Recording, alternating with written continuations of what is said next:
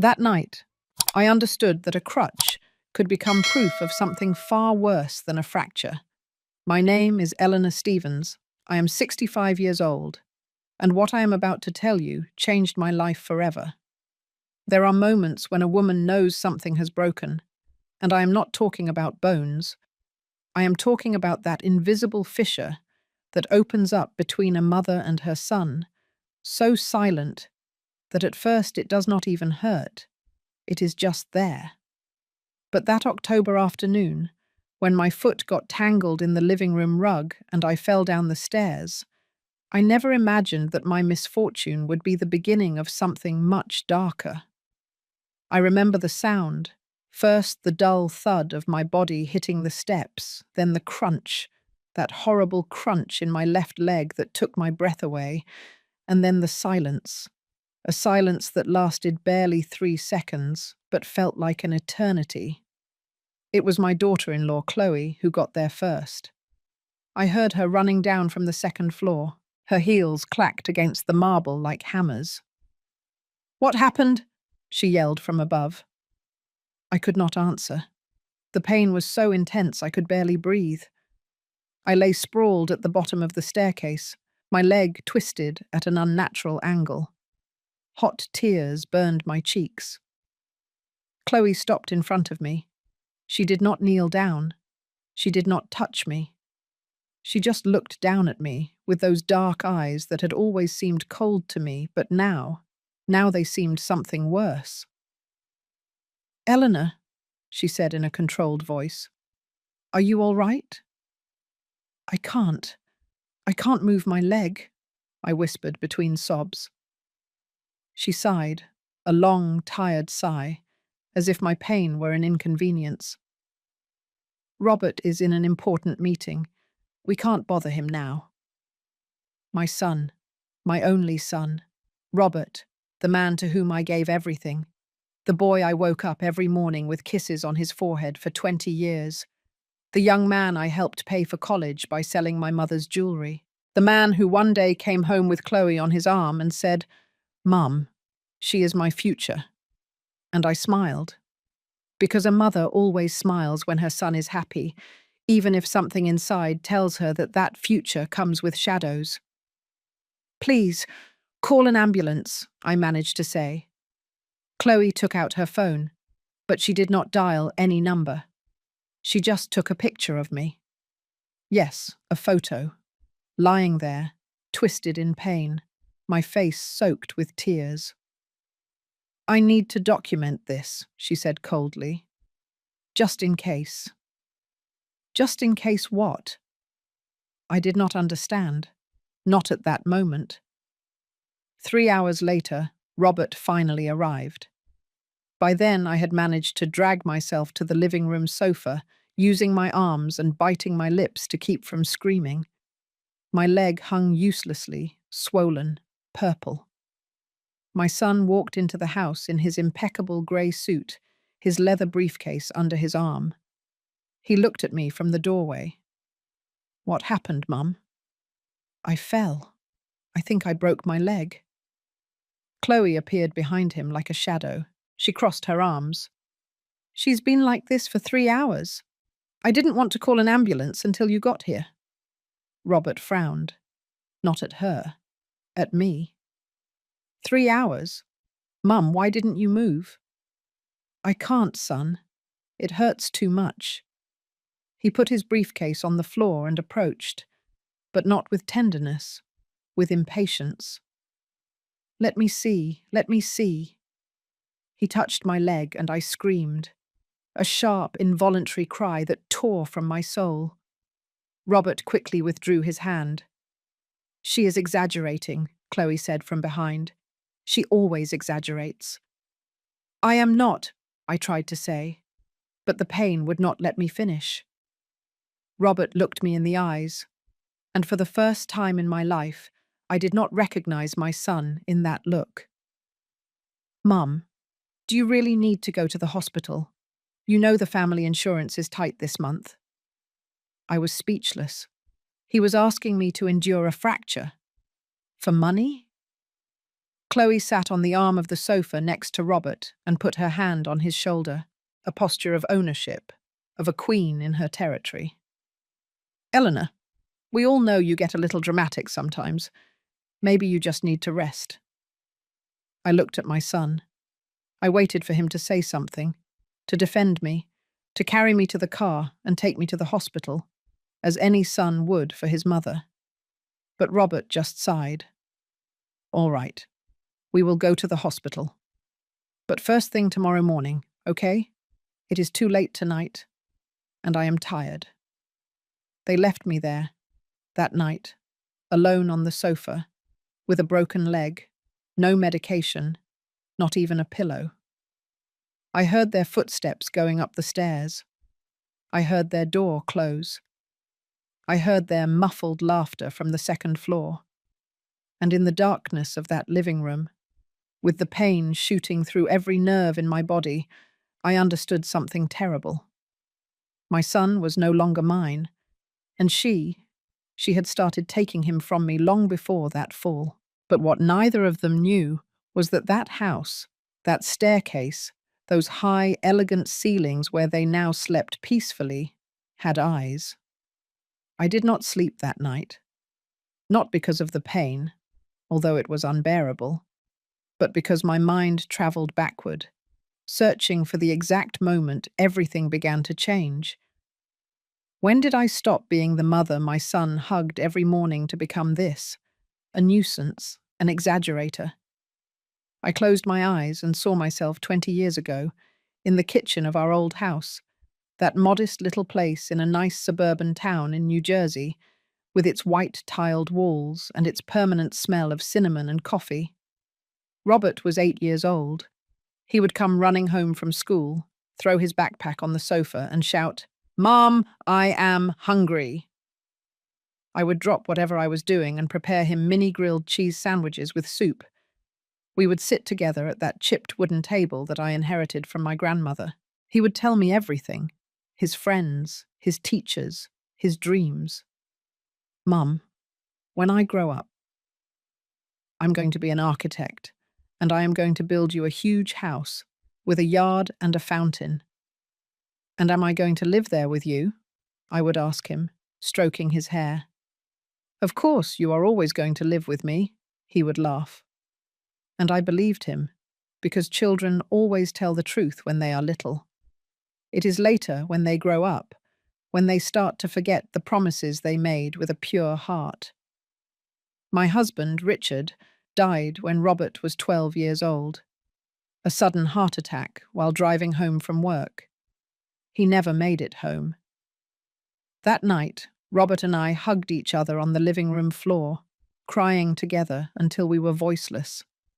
And in the midst of that pain, I made him a promise. "Do not worry, my love. I will take care of you. Always." And I did. I sold the few pieces of jewelry I had. I worked double shifts as a secretary in an accounting firm. I gave up everything. Going out, vacations, the possibility of falling in love again. Everything I earned was for Robert, so he could study at a good school, so he would not lack for anything. When he finished college, I got a loan to help him open his own architectural studio. I co-signed, I mortgaged the little house in New Jersey. "Mum, I am going to pay you back everything, I swear," he told me the day he opened his office. And I believed him, because he was my son. 2 years later, the studio began to grow. Robert was earning well, very well. He would come home in an expensive suit, with a Swiss watch on his wrist. He no longer ate grilled cheese sandwiches with me. Now he had lunch in fancy restaurants in Manhattan with important clients. One day he arrived excited. "Mum, I found the perfect land. I am going to build the house I promised you when I was a kid. Remember?" I remember crying with happiness. My boy had not forgotten. The house took 2 years to finish. It was beautiful. 3 stories, a yard with a stone fountain, huge windows, a garage for 3 cars. Everything Robert had dreamed of. The day we moved in, he hugged me at the entrance. This is your house, Mom. You are going to live here peacefully for the rest of your life. And I felt blessed. But there is something I learned too late. Big houses fill up quickly with things that do not belong to you, and sometimes those things include people. Chloe appeared 6 months after the move. Robert met her at a business dinner. She worked in public relations for a real estate development company. She was beautiful, I admit.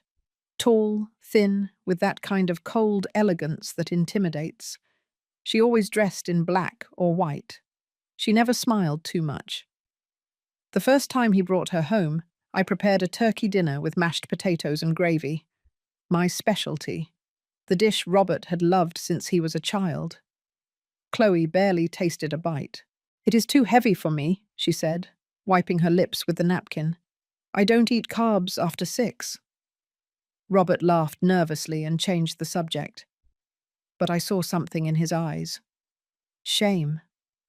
My son was ashamed of me, of my food, of my customs, of my simple way of being. From that day on, Chloe started coming over more often. And with each visit, something in my son changed. He became more distant, more impatient, more aloof. When Robert told me they were going to get married, I smiled. Because that is what mothers do. They smile even if something inside whispers, "Be careful." The wedding was elegant, too elegant. I wore a pastel blue dress that I bought on clearance. Chloe wore a Vera Wang that cost more than everything I earned in 1 year. During the reception, I sat alone at a back table. Robert was busy greeting guests. Chloe posed for photos with her family. People with long surnames, serious faces, champagne glasses always full. No one came over to talk to me. At one point, Chloe's mother walked nearby and looked me up and down. She did not say anything, but her look said it all. You do not belong here. And maybe she was right. After the wedding, Chloe moved into the house, our house, the one Robert built for me. At first everything seemed normal, but little by little things started to change. Chloe redecorated, threw away my things. My family photographs disappeared from the walls. My flower pots in the yard were replaced by minimalist designs. One day I looked for the portrait of Richard, my husband, that had always been in the living room. "Where is my dad's photo?" I asked Robert. Chloe thought it made the space look too dated. "We stored it in the basement." Stored in the basement? Like garbage. I did not say anything, because mothers learn to swallow their words so as not to inconvenience their children. But that night, I went down to the basement. I searched through dusty boxes until I found Richard's portrait. I cleaned it with my blouse and hugged it. "Forgive me," I whispered to the photograph. "Forgive me for not defending your memory." And there, in that cold, dark basement, surrounded by the things that once formed my life, I felt for the first time what it means to be alive, but invisible. No one saw me anymore, not even my own son.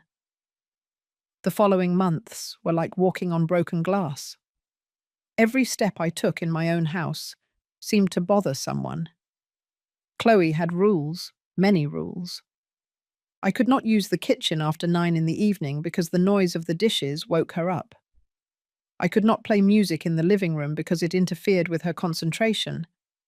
I could not water the plants in the yard in the mornings because the gardener came on Tuesdays, and that was his job, not mine. My space kept shrinking. First, I stopped using the living room, then the kitchen. In the end, I spent most of my time in my third-floor bedroom. A beautiful room, yes, with a balcony and a view of the yard. But a golden cage is still a cage. Robert worked more and more. He left before 7 in the morning and returned after 10 at night. On weekends, he had dinners with clients or business trips. When I tried to talk to him, he was always busy. "Mum, not now. I have an important call." Mum, I am tired. Can we talk tomorrow? Mum, Chloe is right. You can't be making noise at those hours. Chloe is right. Those 3 words became the refrain of my life. One April afternoon, 6 months after the wedding, I went down to the kitchen. I felt like making some coffee, like the one I used to prepare in our little New Jersey house. I wanted to smell the cinnamon, the melting brown sugar, that sweetness that reminded me of better times. I put the pot on the stove, added the water, the cinnamon sticks, the cloves, closed my eyes, and for a moment, just a moment, I felt at home again. What are you doing? I opened my eyes. Chloe was in the kitchen doorway, dressed in grey yoga pants and a sports top. Her hair was pulled back in a perfect high ponytail, not a single hair out of place. Coffee, I replied with a smile. Do you want some? It is delicious. She approached the stove and looked inside the pot with a frown. Eleanor, this kitchen has just been cleaned. Alice comes twice a week and it costs a lot of money. You can't be messing everything up every time you feel like something. It is just one pot. I will wash it. That is not the point. The point is, Idchas, that this house has an order, a system, and you are constantly interrupting it. I felt something hot rise in my chest. It was not the steam from the coffee. It was something else, something I had been holding in for months. This is my house too, I said quietly. Chloe tilted her head. A small, cold smile appeared on her lips. Your house? Eleanor, let's be honest. Robert built this house with his money, with his effort. You live here because he is generous, because he loves you. But that doesn't mean you can do whatever you want. Every word was a pinprick. Small, sharp, precise. I helped Robert. I sold my things so he could study. I mortgaged my house for his business. Yes, we know. You have told us that story 1,000 times. I gave everything for my son. I sacrificed my life. But tell me something, Eleanor. How long are you going to charge Robert for having been his mother? Isn't that what mothers do? Give without expecting anything in return? I was speechless, breathless. Chloe turned off the stove, took the pot with a rag and put it in the sink. Stop doing this. Stop living in the past. Stop clinging to your son as if he were your emotional hostage. He has a life now, a wife, and eventually we will have children. You need to understand what your place is in this family.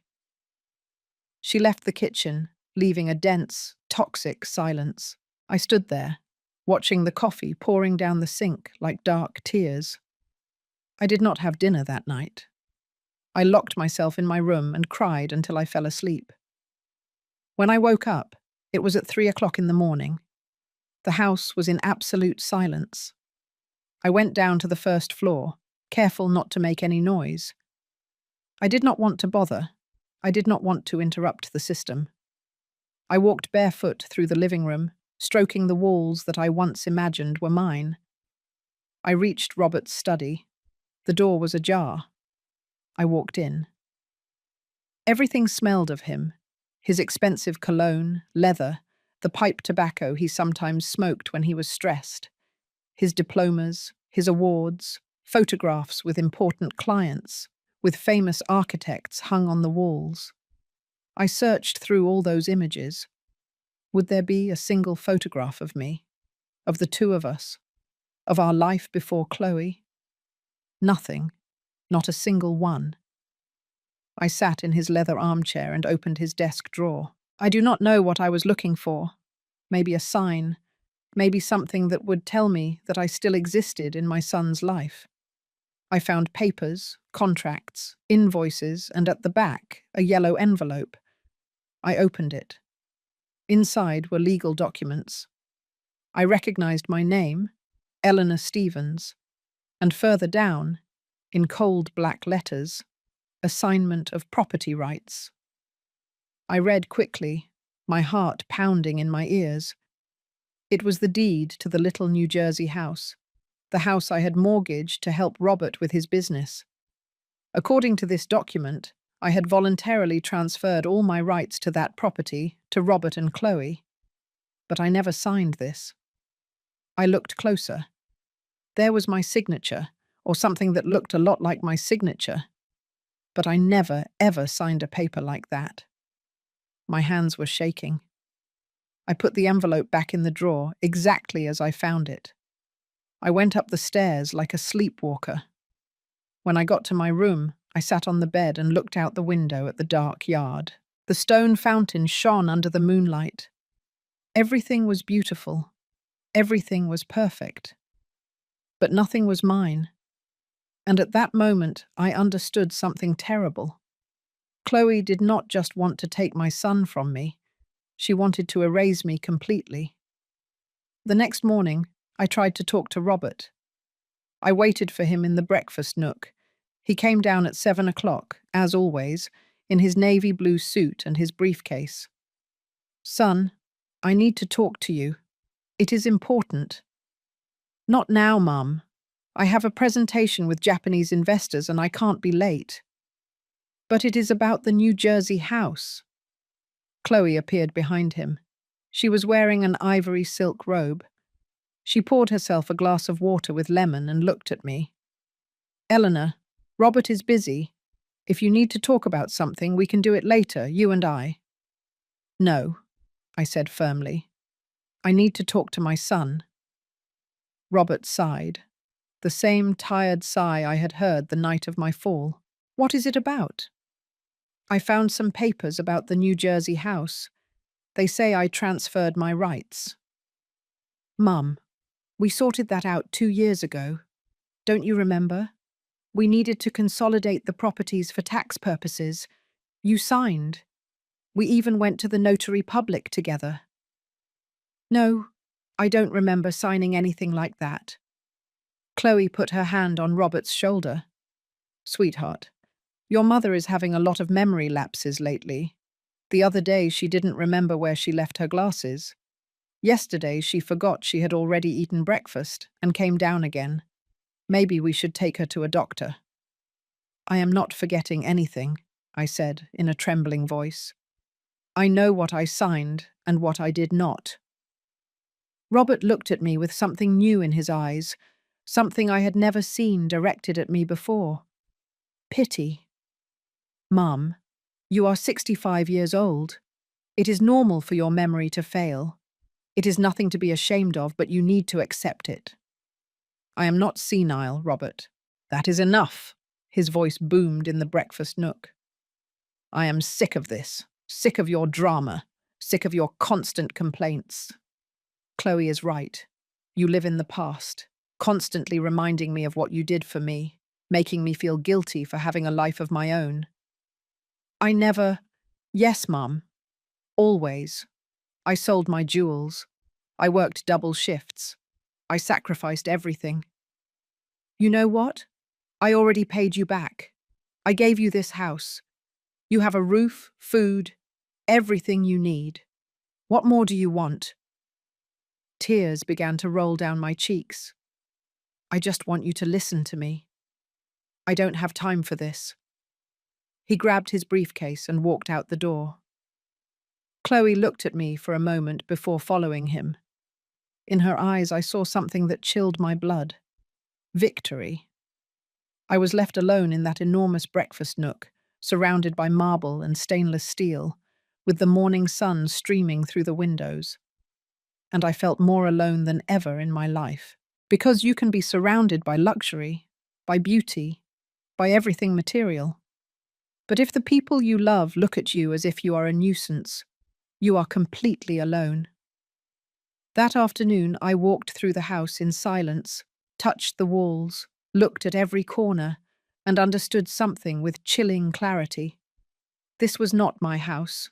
It never was. I was just a guest who had overstayed her welcome, and now someone was preparing my exit. After that discussion in the breakfast nook, something changed in me. Or perhaps it would be more honest to say that something broke. I decided that the best way to survive in that house was to become invisible. If my presence bothered them, then I would disappear. I would become a silent ghost who did not mess things up, did not make noise, did not interrupt the system. I started waking up at 5 o'clock in the morning. I went down to the kitchen before anyone else. I made my coffee in silence. I drank it quickly and washed everything until there was not a single drop of water left in the sink. I went up to my room before Robert or Chloe woke up. I no longer came down for breakfast. I kept plain crackers and tea in my room. That was enough. I made lunch at 3 o'clock in the afternoon, when Chloe went to the gym and Robert was at the office. I quickly heated something up. I ate standing next to the refrigerator. I washed the plate 3 times to make sure no trace remained. I avoided dinners completely. I stayed in my room reading old magazines or watching the sun set over the yard I once thought would be mine.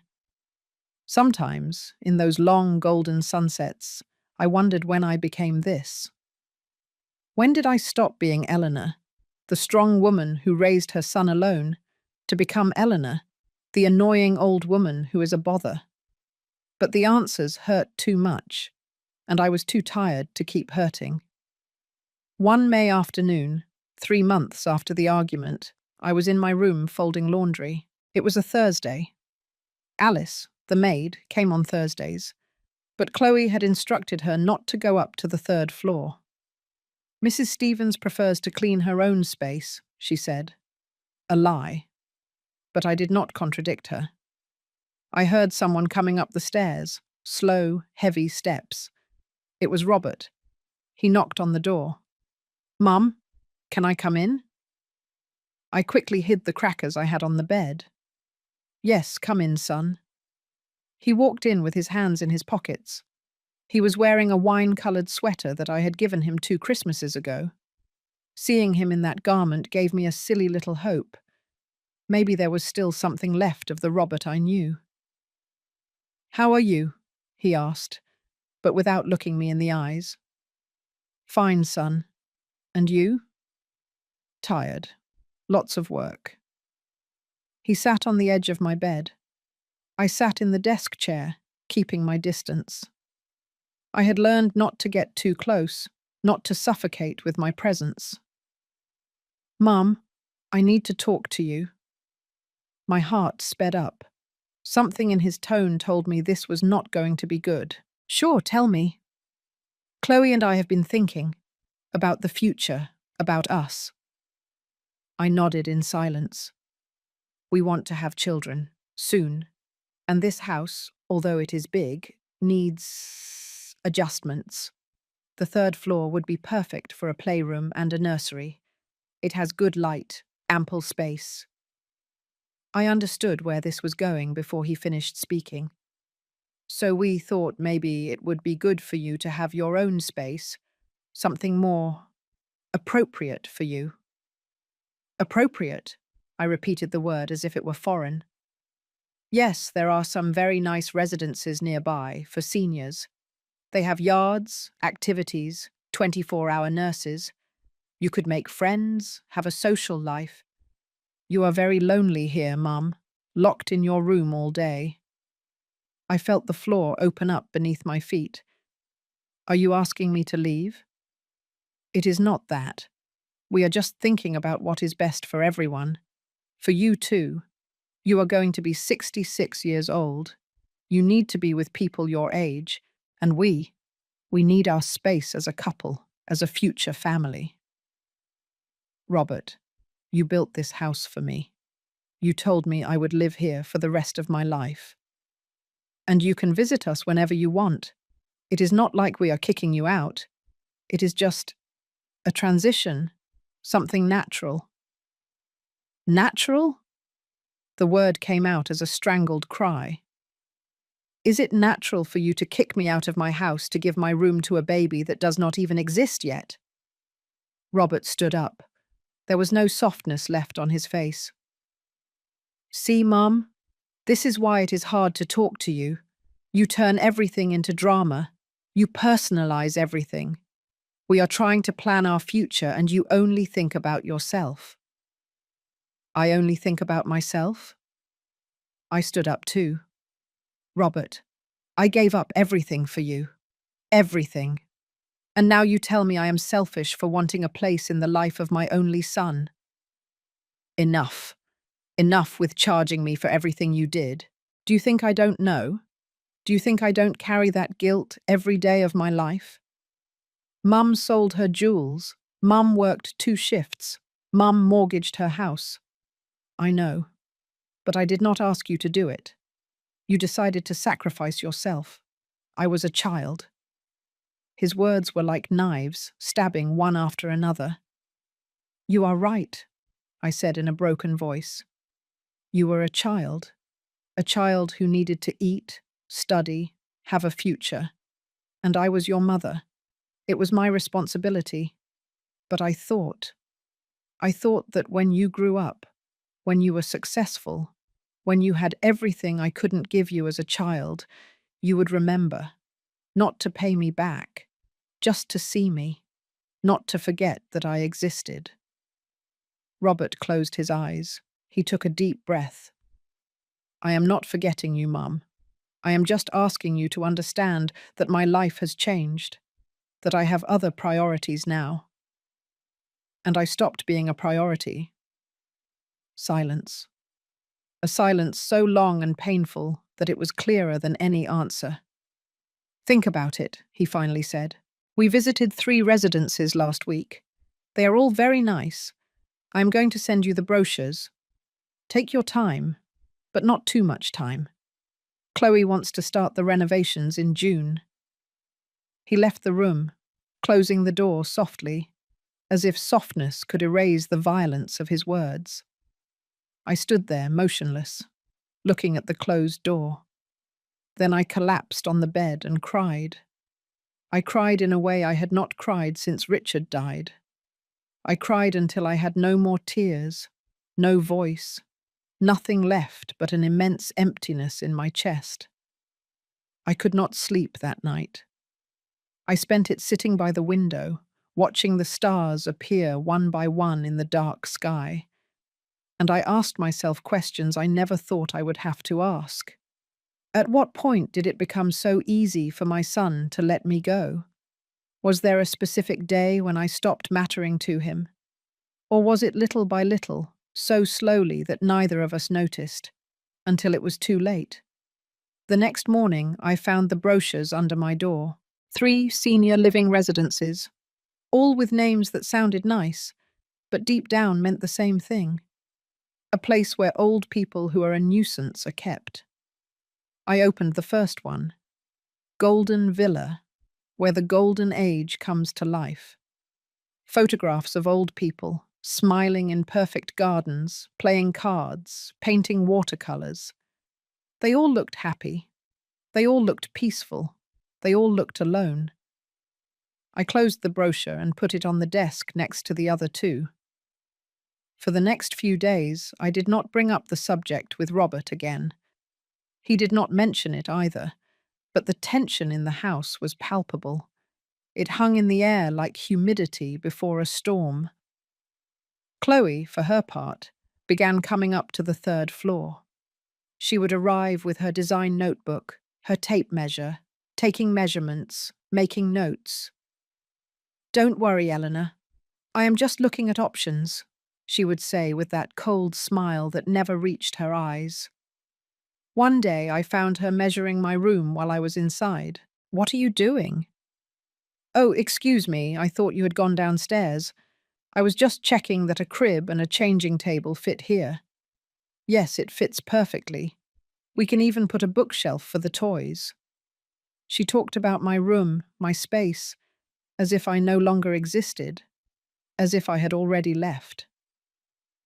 Chloe, I still live here for now, I replied without looking at her, writing something in her notebook. That night, I went down to dinner. I don't know why. Maybe out of pride. Maybe because something in me refused to continue being invisible. Robert and Chloe were in the dining room, eating pasta with white wine. The table was set only for 2. Good evening, I said from the entrance. Both looked up, surprised. Mum, we didn't know you were going to have dinner, Robert said. I live here. I can still have dinner in my own house, can't I? Chloe wiped her mouth with the napkin. Of course. Let me set an extra plate. She got up and went to the kitchen. She returned with a plate, cutlery, and a glass. She put them down in front of me without saying a word. I sat down. I served pasta onto my plate. The silence was dense, uncomfortable. How was your day? I asked Robert. Good. Busy. Are you still on the tower project in Seattle? Yes. Monosyllables. My son answered me in monosyllables, as if I were an annoying stranger. Chloe drank her wine and looked directly at me. Eleanor, have you seen the brochures we left you? Yes. And? What did you think of them? I am not interested in any of them. Robert put his fork down on the plate with a sharp clatter. Mum, you can't keep postponing this. I am not postponing anything. I am simply not going to leave. It is not your decision, Chloe said with icy calm. Excuse me? This house is in Robert's name, and mine. You live here because we allow you to. But if we decide that it is no longer functional for our family, you have to accept it.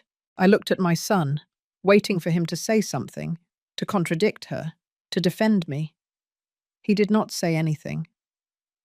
Robert, is that true? Is that how you see me? As someone who lives here because you allow me to? He did not look me in the eyes. Mum, we just want what is best for everyone, and this situation is not working. You spend all your time locked up, sad, fighting with us. You would be better off in a residence. I say it for your own good. For my own good, I repeated slowly. Or for yours? Both, Chloe said. It doesn't have to be a conflict. It can be a friendly, peaceful, civilized transition. And what if I don't want to leave? Chloe and Robert looked at each other. Something passed between them in that look. Something they had already discussed before. Then we will have to take other measures, Chloe said. What measures? Legal ones. The word dropped like a stone into quiet water. Are you threatening me? It is not a threat. It is reality. This house is ours. And if you force us, we will find the legal way to make you leave.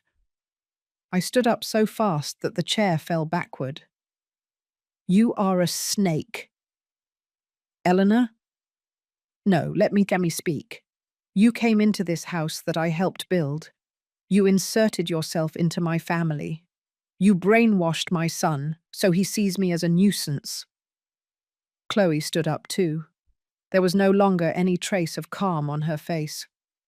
I didn't brainwash anyone. I just opened his eyes. I made him see that his mother was an emotional manipulator who uses the past as a weapon, who has him tied up with guilt, who doesn't let him grow. That is a lie. Is it really? Then tell me, Eleanor, how many times have you reminded Robert of everything you did for him?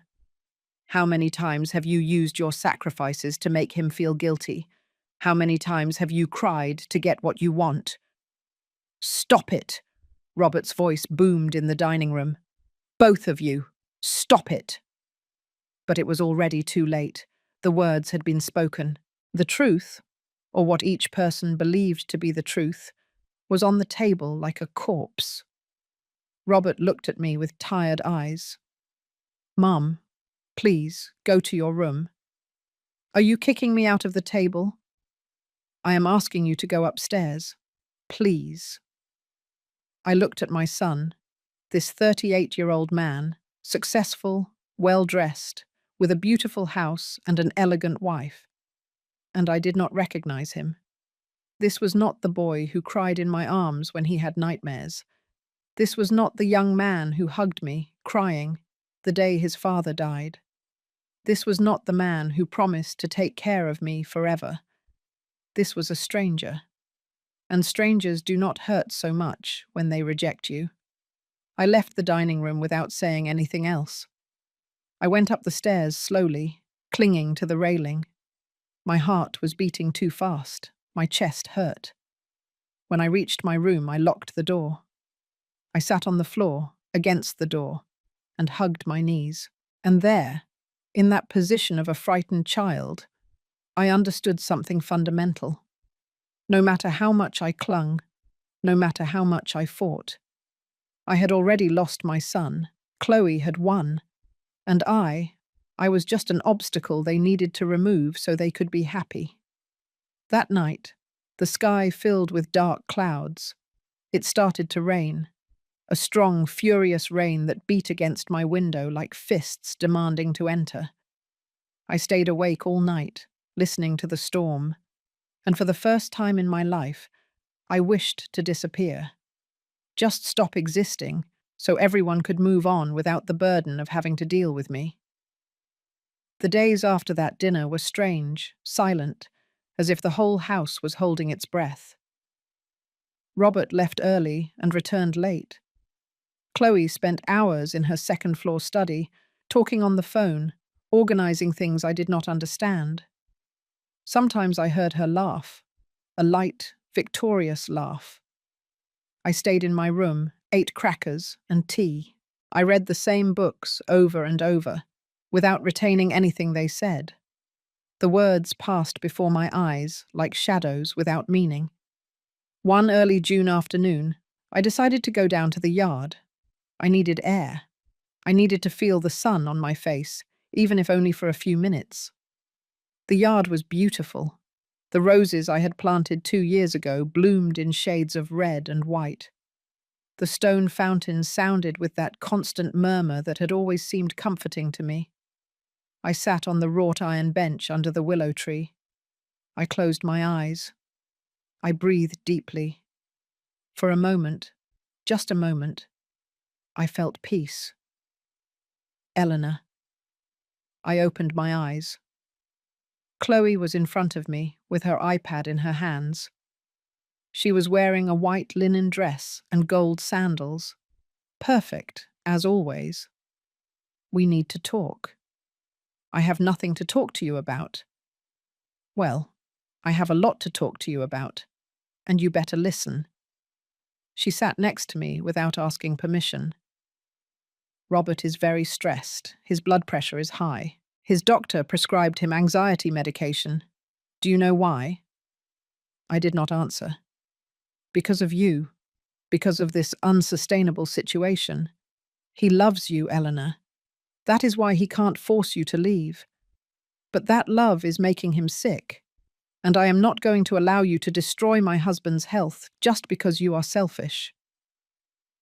I am not selfish for wanting a place in my son's life. Yes, you are. Because that place you want no longer exists. Robert grew up. He has a wife. Soon he will have children. And you refuse to accept that your role in his life changed. You are no longer the center of his universe. You are no longer his priority. And that kills you, doesn't it? Every word was precise, calculated, designed to hurt. I know what you are doing, I said quietly. I know you are trying to push me away from him. Chloe smiled. A small, almost imperceptible smile. I don't have to do anything. You are pushing yourself away. Every time you cry, every time you complain, every time you remind him of what you sacrificed, you push him further away. And when he finally leaves, it won't be my fault. It will be yours. She stood up. You have until the end of June, 1 month, to choose a residence and move.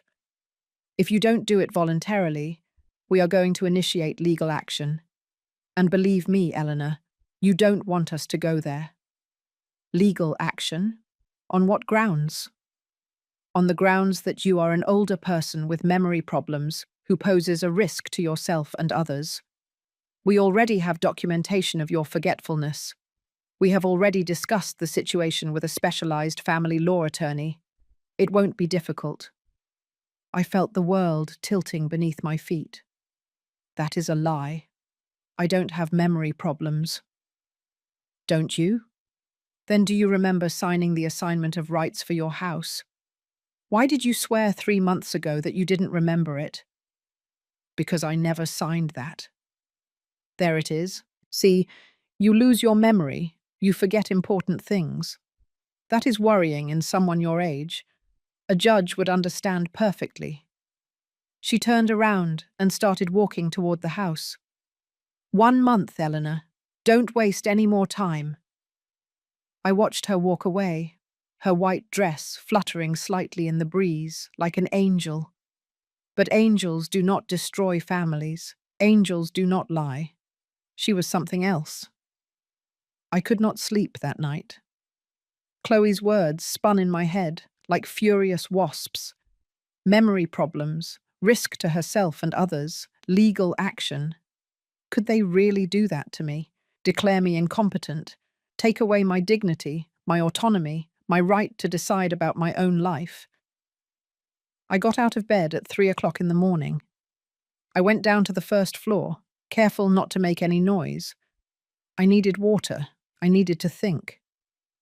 When I passed Robert's study, I saw light under the door. He was there at that hour. I approached. I heard voices. Robert was talking on the phone. I know it is wrong to listen to other people's conversations. I know. But at that moment, something told me I needed to know what was going on. I stood next to the door, holding my breath. No, she hasn't left yet. Yes, I know. We already told her she has until the end of the month. No, she won't sign voluntarily, I am sure. Then we will have to proceed with Plan B. Yes, the medical certificate will be enough. I don't like it, but it is the only way. She won't understand the nice way. My heart was pounding so loud I thought he would hear it. Chloe already spoke with Dr. Miller. He is willing to sign the document. It is not illegal if she really has cognitive problems. And well, at her age, who will doubt it? Yes, exactly. Once we have the declaration of partial incapacity, we can proceed with the eviction. No, it is not eviction. Technically, it is an assisted relocation. Look, I know it sounds ugly, but it is what is best for everyone. She can't stay here. Chloe is pregnant. We just confirmed it yesterday. We can't raise a baby with this tension. I covered my mouth to keep from screaming.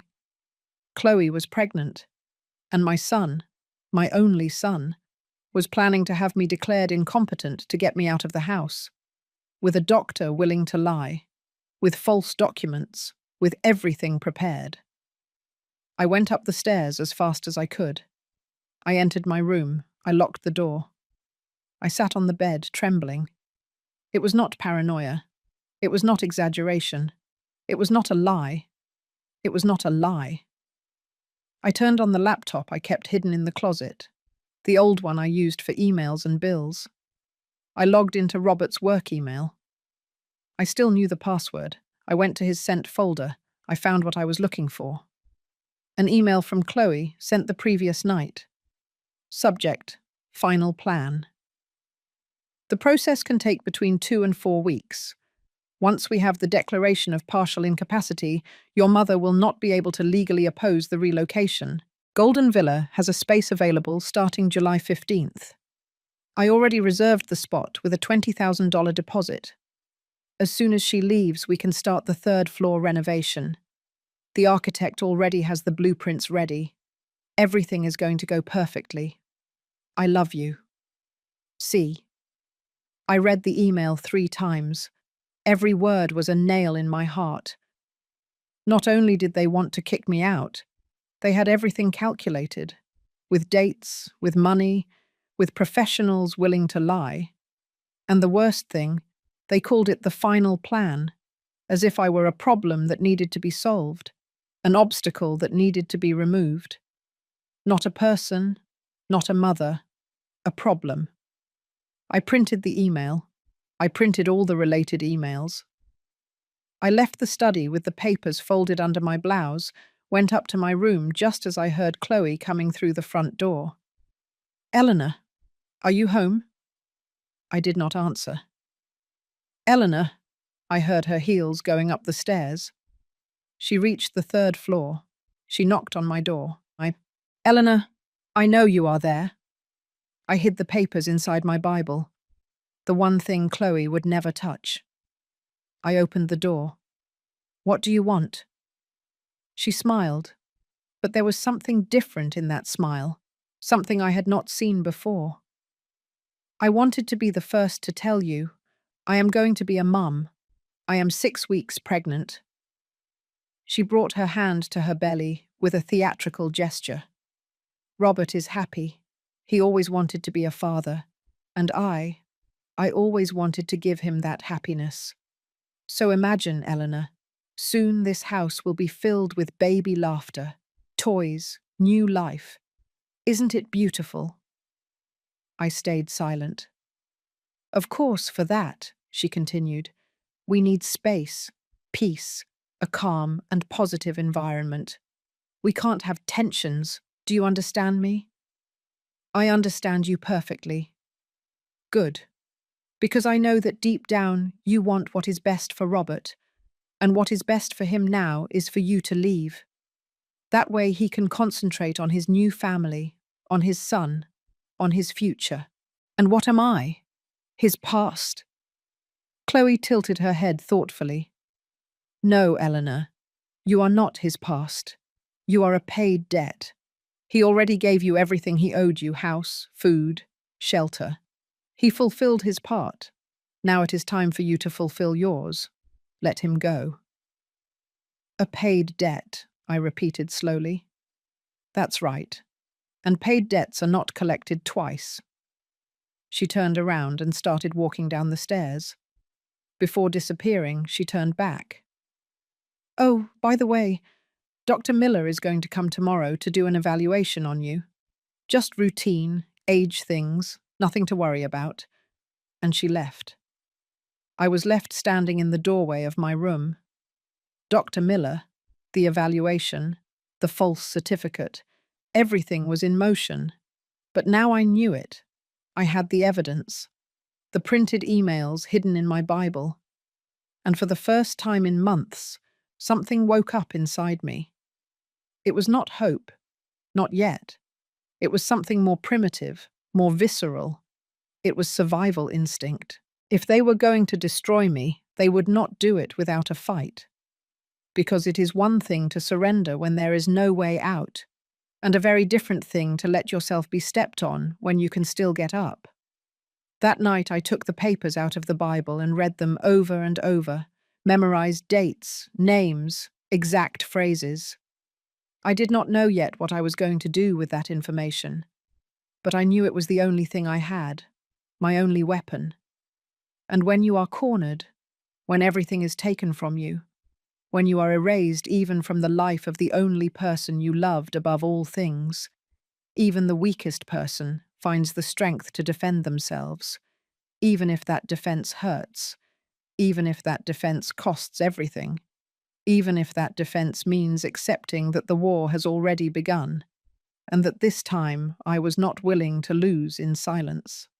Dr. Miller arrived at 10 o'clock in the morning the next day. He was a man about 60 years old, with thick-rimmed glasses and a professional smile that did not reach his eyes. Chloe greeted him at the door as if he were an honored guest. Doctor, thank you for coming. I really appreciate you making time in your schedule. No problem, Mrs. Stevens. Robert is an old friend. Anything your family needs, with pleasure. I was sitting in the living room, waiting. I had decided not to resist, to let them think I did not know anything, to continue being the naive old woman they could manipulate. Eleanor, Chloe said in a sweet, false voice. Look who came. Dr. Miller. He is just going to ask you a few little questions, nothing invasive, just to make sure you are in good health. The doctor sat down in front of me, took a folder out of his briefcase. Mrs. Stevens, good morning. How are you feeling? Fine, doctor. I am glad. Well, we are going to do a basic cognitive evaluation. Just simple questions. Is that all right? I nodded. What day is today? Thursday, June 10th. Perfect. What year are we in? 2025. Excellent. What is the name of the President of the United States? I answered correctly. And the next 10 questions, too. Names, dates, simple math operations, all correct. I saw Dr. Miller frown. This was not going as he expected. Chloe, standing behind the sofa, crossed her arms. Her face no longer showed that feigned sweetness. Doctor, ask her about more specific things, about her recent memory.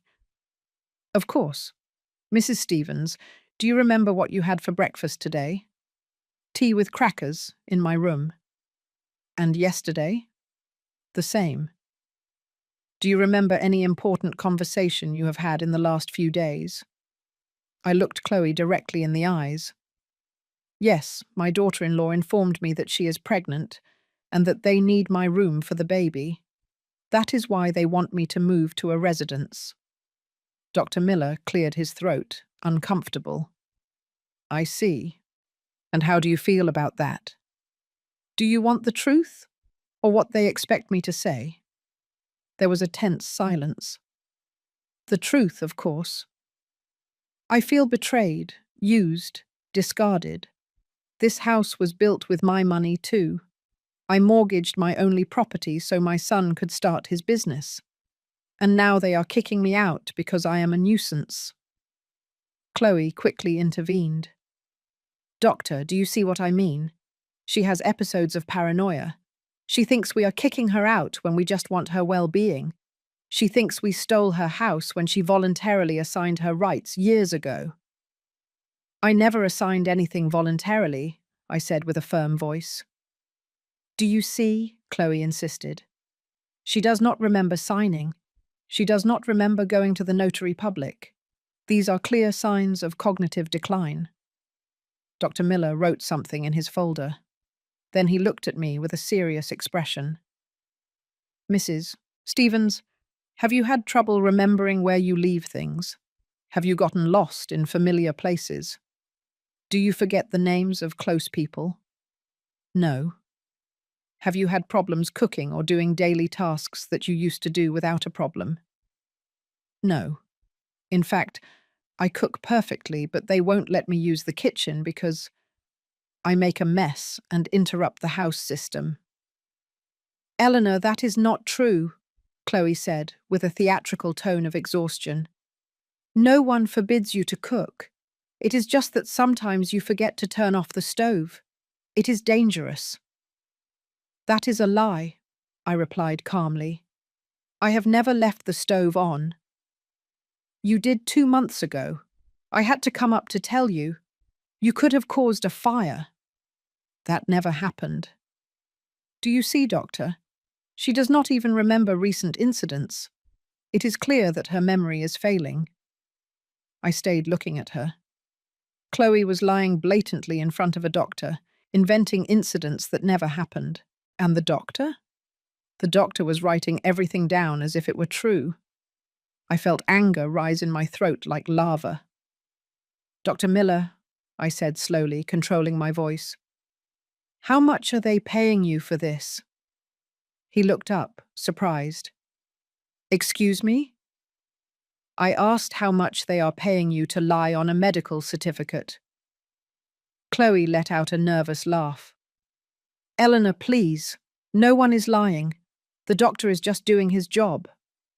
His job is to diagnose real diseases, not invent them. Dr. Miller closed his folder. Ma'am, I understand this is difficult for you. No one wants to accept that they are losing their faculties, but denial is part of the process. Your family is worried. They just want to help you. My family wants my room for renovations, and you are willing to sign a false paper for that to happen. The atmosphere became tense, heavy. Chloe took a step forward. Doctor, I think that is enough for today. As you can see, she has episodes of aggression too. She accuses people of conspiring against her. It is part of the paranoia. The doctor stood up. I am going to recommend a deeper evaluation with a specialized neurologist to have a more precise diagnosis. And will that neurologist also be a family friend? I asked. Dr. Miller did not answer. He grabbed his briefcase and headed for the door. Chloe, I will call you later. We need to talk about the next steps. After he left, Chloe remained standing in the middle of the living room, looking at me with a mixture of frustration and contempt. What do you think you accomplished with that? Do you think you saved yourself? The only thing you did was prove exactly what we needed, that you are hostile, paranoid, and uncooperative. That can also be included in the report. Include it, and I will include the emails I printed from Robert's computer. Chloe's face turned pale, only for a second, but enough for me to know I had hit the mark. What are you talking about? You know perfectly well what I am talking about. The emails between you and Robert, between you and Dr. Miller, between you and the lawyer. The whole final plan to get me out of here. Chloe clenched her fists. You were spying. I was defending myself. Those emails are private. You have no right. Right? Are you talking to me about rights? You, who are planning to have me declared incompetent with false documents? Chloe took a deep breath. When she spoke again, her voice was cold as ice. Listen to me, Eleanor. You can have those emails. You can print them. You can show them to whoever you want. But no one is going to believe you.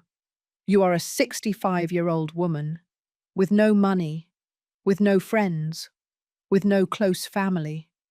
We are a successful couple, with resources, with contacts. Who do you think a judge will believe? The person with the proof.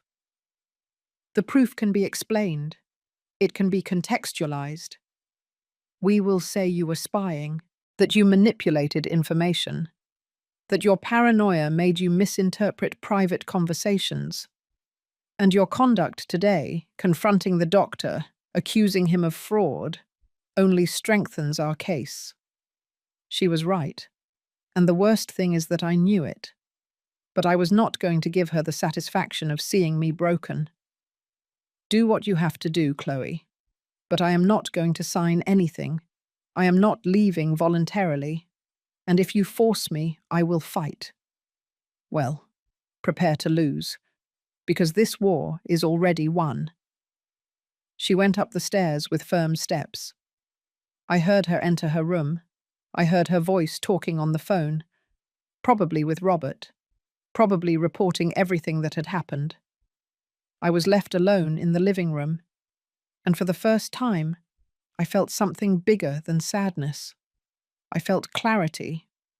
I had lived all those months thinking that if I made myself small, invisible, submissive, maybe they could love me again. Maybe they could see my worth. But now I understood. No matter how small I made myself, no matter how much I humiliated myself, to them I was no longer a person. I was a nuisance, an old piece of furniture that had to be taken out. And against that, no submission would suffice. I went up to my room.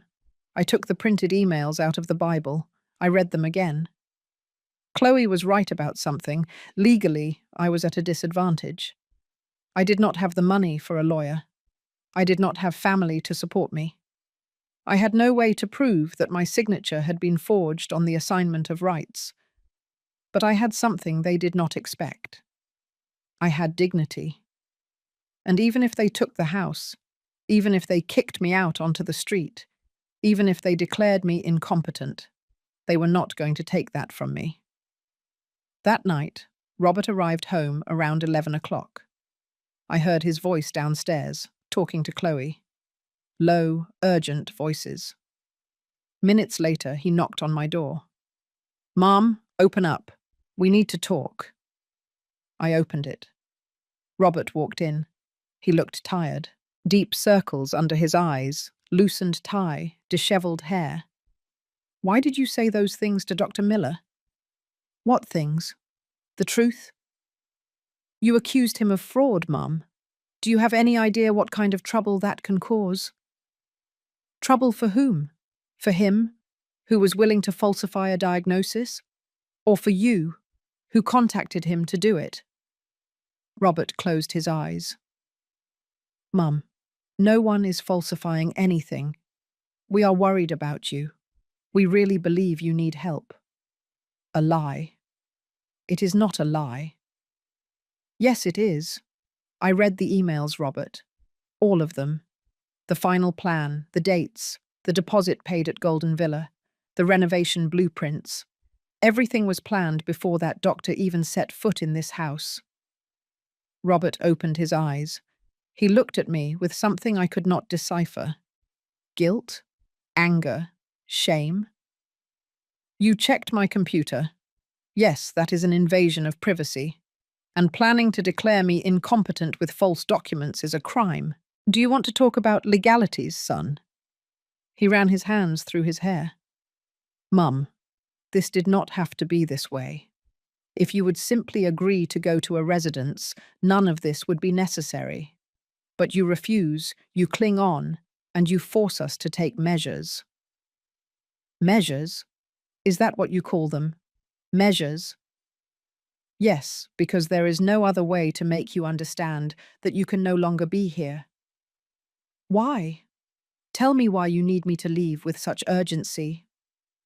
Because Chloe is pregnant. Because we are going to be parents.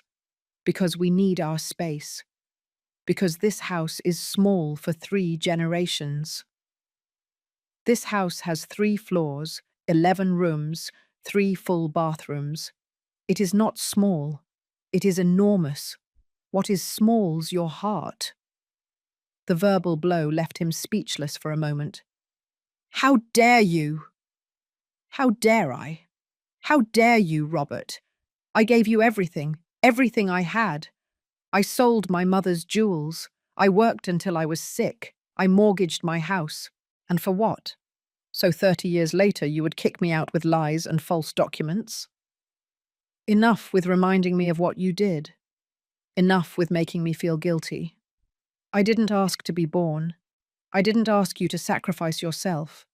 You decided to, and now you want to charge me for it for the rest of my life. His words went through me like bullets. I never charged you for anything. I just wanted you to love me, to see me, not to forget me. I didn't forget you. But I also can't live carrying your emotional weight. I have a wife. I am going to have a son. I need to focus on my own family. And you have to learn to live your own life without me. Without you, I repeated slowly. My whole life has been with you, for you, and now you ask me to learn to live without you? Yes, a single word. But it was enough to break something that was already cracked for months. Then I have nothing left to do here, I said in a broken voice. Mum, no. You already said what you had to say. I already know how you feel. I already understood that I am a burden, an emotional weight, a nuisance to your new, perfect family. I didn't mean to say it like that. But you said it. And words can't be unsaid, Robert. They stay. They get engraved. They rot inside you. I turned around, turning my back to him. Go, please. Mum, go. Robert stood there for a few more seconds. Then he left, closing the door softly. I let myself fall onto the bed, and for the first time in a long time, I did not cry. Because tears are for when there is still hope, and I had none left. The days after that conversation with Robert were like living in an embalmed house. Everything was still, cold, dead. He no longer came up to my room. He no longer asked how I was. He did not even look at me when we crossed paths in the hallways. Chloe, for her part, moved through the house with a victorious tranquility. She constantly touched her belly, as if reminding me that she had something I could never give Robert: a future. I spent hours in my room, looking out the window. I had almost completely stopped eating. Only tea and some crackers when my stomach hurt too much. It was not that I wanted to let myself die. It was that food no longer had any taste. Nothing did. On June 15th, a week after Dr. Miller's visit, a certified letter arrived. Alice, the employee, brought it up to my room with a worried expression. "Mrs. Stevens, this arrived for you." I took the envelope. It was from the law firm Montes and Associates. I opened it with trembling hands. It was a legal notification. In complicated and formal language, they informed me that a process of legal capacity evaluation had been initiated at the request of my son, Robert Stevens, who alleged concern for my mental and physical well-being. I was summoned to a hearing on June 30th. I was advised to seek legal representation. I read the document 3 times. It was real. It was happening. My son was suing me to have me declared incompetent. I went down the stairs with the paper in my hand. Chloe was in the living room, looking at something on her iPad. Robert had not yet arrived from work. "What is this?" I showed her the document. She looked at it without flinching. "It is what we told you would happen if you did not cooperate. This is inhuman. No, this is necessary. You forced us to go this far." "I did not force you to anything. You decided to destroy me." Chloe put the iPad on the table. She looked me directly in the eyes. "Eleanor, this is going to happen, whether you want it or not. You can make the process difficult, costly, and painful for everyone. Or you can accept it with dignity, retire peacefully, sign the papers accepting that you need assistance, choose the residence yourself, and maintain some relationship with Robert and your future grandson." "Future grandson? Do you think you are going to let me see him?" "It depends on you. If you cooperate, if you show that you can be a stable grandmother, without drama, without complaints, of course you can see him. But if you continue with this attitude, if you turn this into a war, then no. Then we will protect our son from your toxic influence." "Toxic influence," I repeated bitterly. "That is what I am now, toxic. You are what you chose to be, a victim, a martyr, a suffering woman, but that no longer works in this family."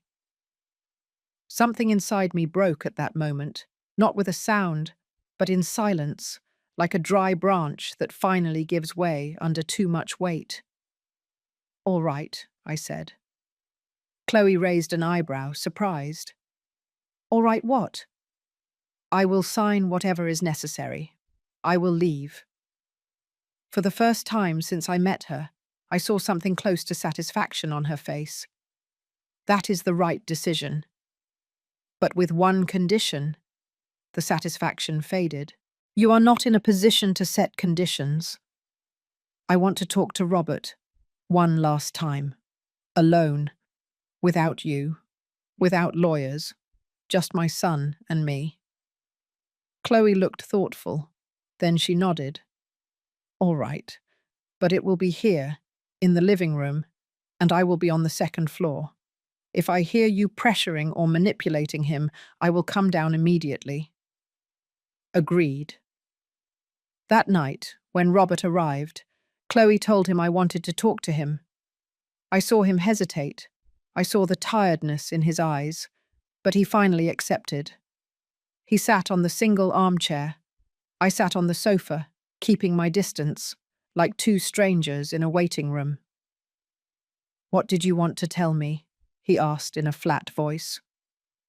"I wanted to ask you something, and I need you to answer me honestly. Can you do that?" He nodded. "At what point did you stop loving me?" Robert closed his eyes. "Mum, No, please. Just answer me. I need to know because I still remember the boy who hugged me every night before sleeping. The young man who cried on my shoulder when his father died. The man who promised me he would always take care of me.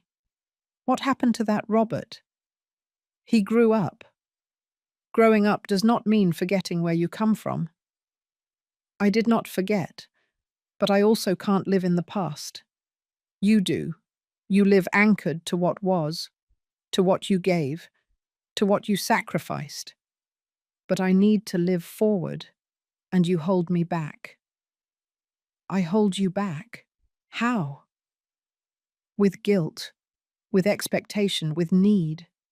Every time you look at me, I feel like you are asking me, was everything I did for you worth it? And I don't know what to answer because yes, it was worth it. But it was also your decision. I did not ask you to give up your life. You chose to. I chose it because you were my son, because I loved you. And I love you too. But your love suffocates, Mum. Your love demands, your love charges. It is not a gift, it is a debt. Every word was like acid on an open wound. I never wanted you to feel that, but it is what I feel. And Chloe helped me to see it.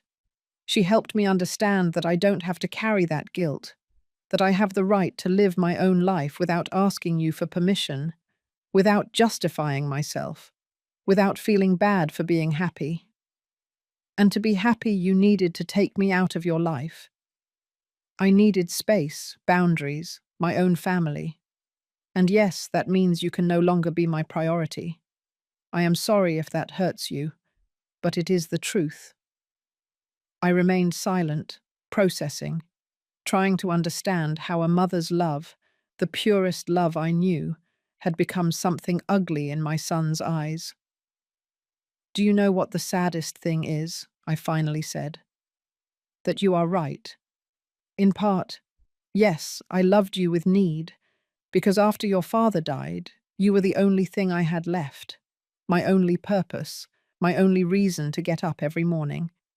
And yes, I made you responsible for my happiness, and that was not right. Robert looked at me, surprised to hear me admit it.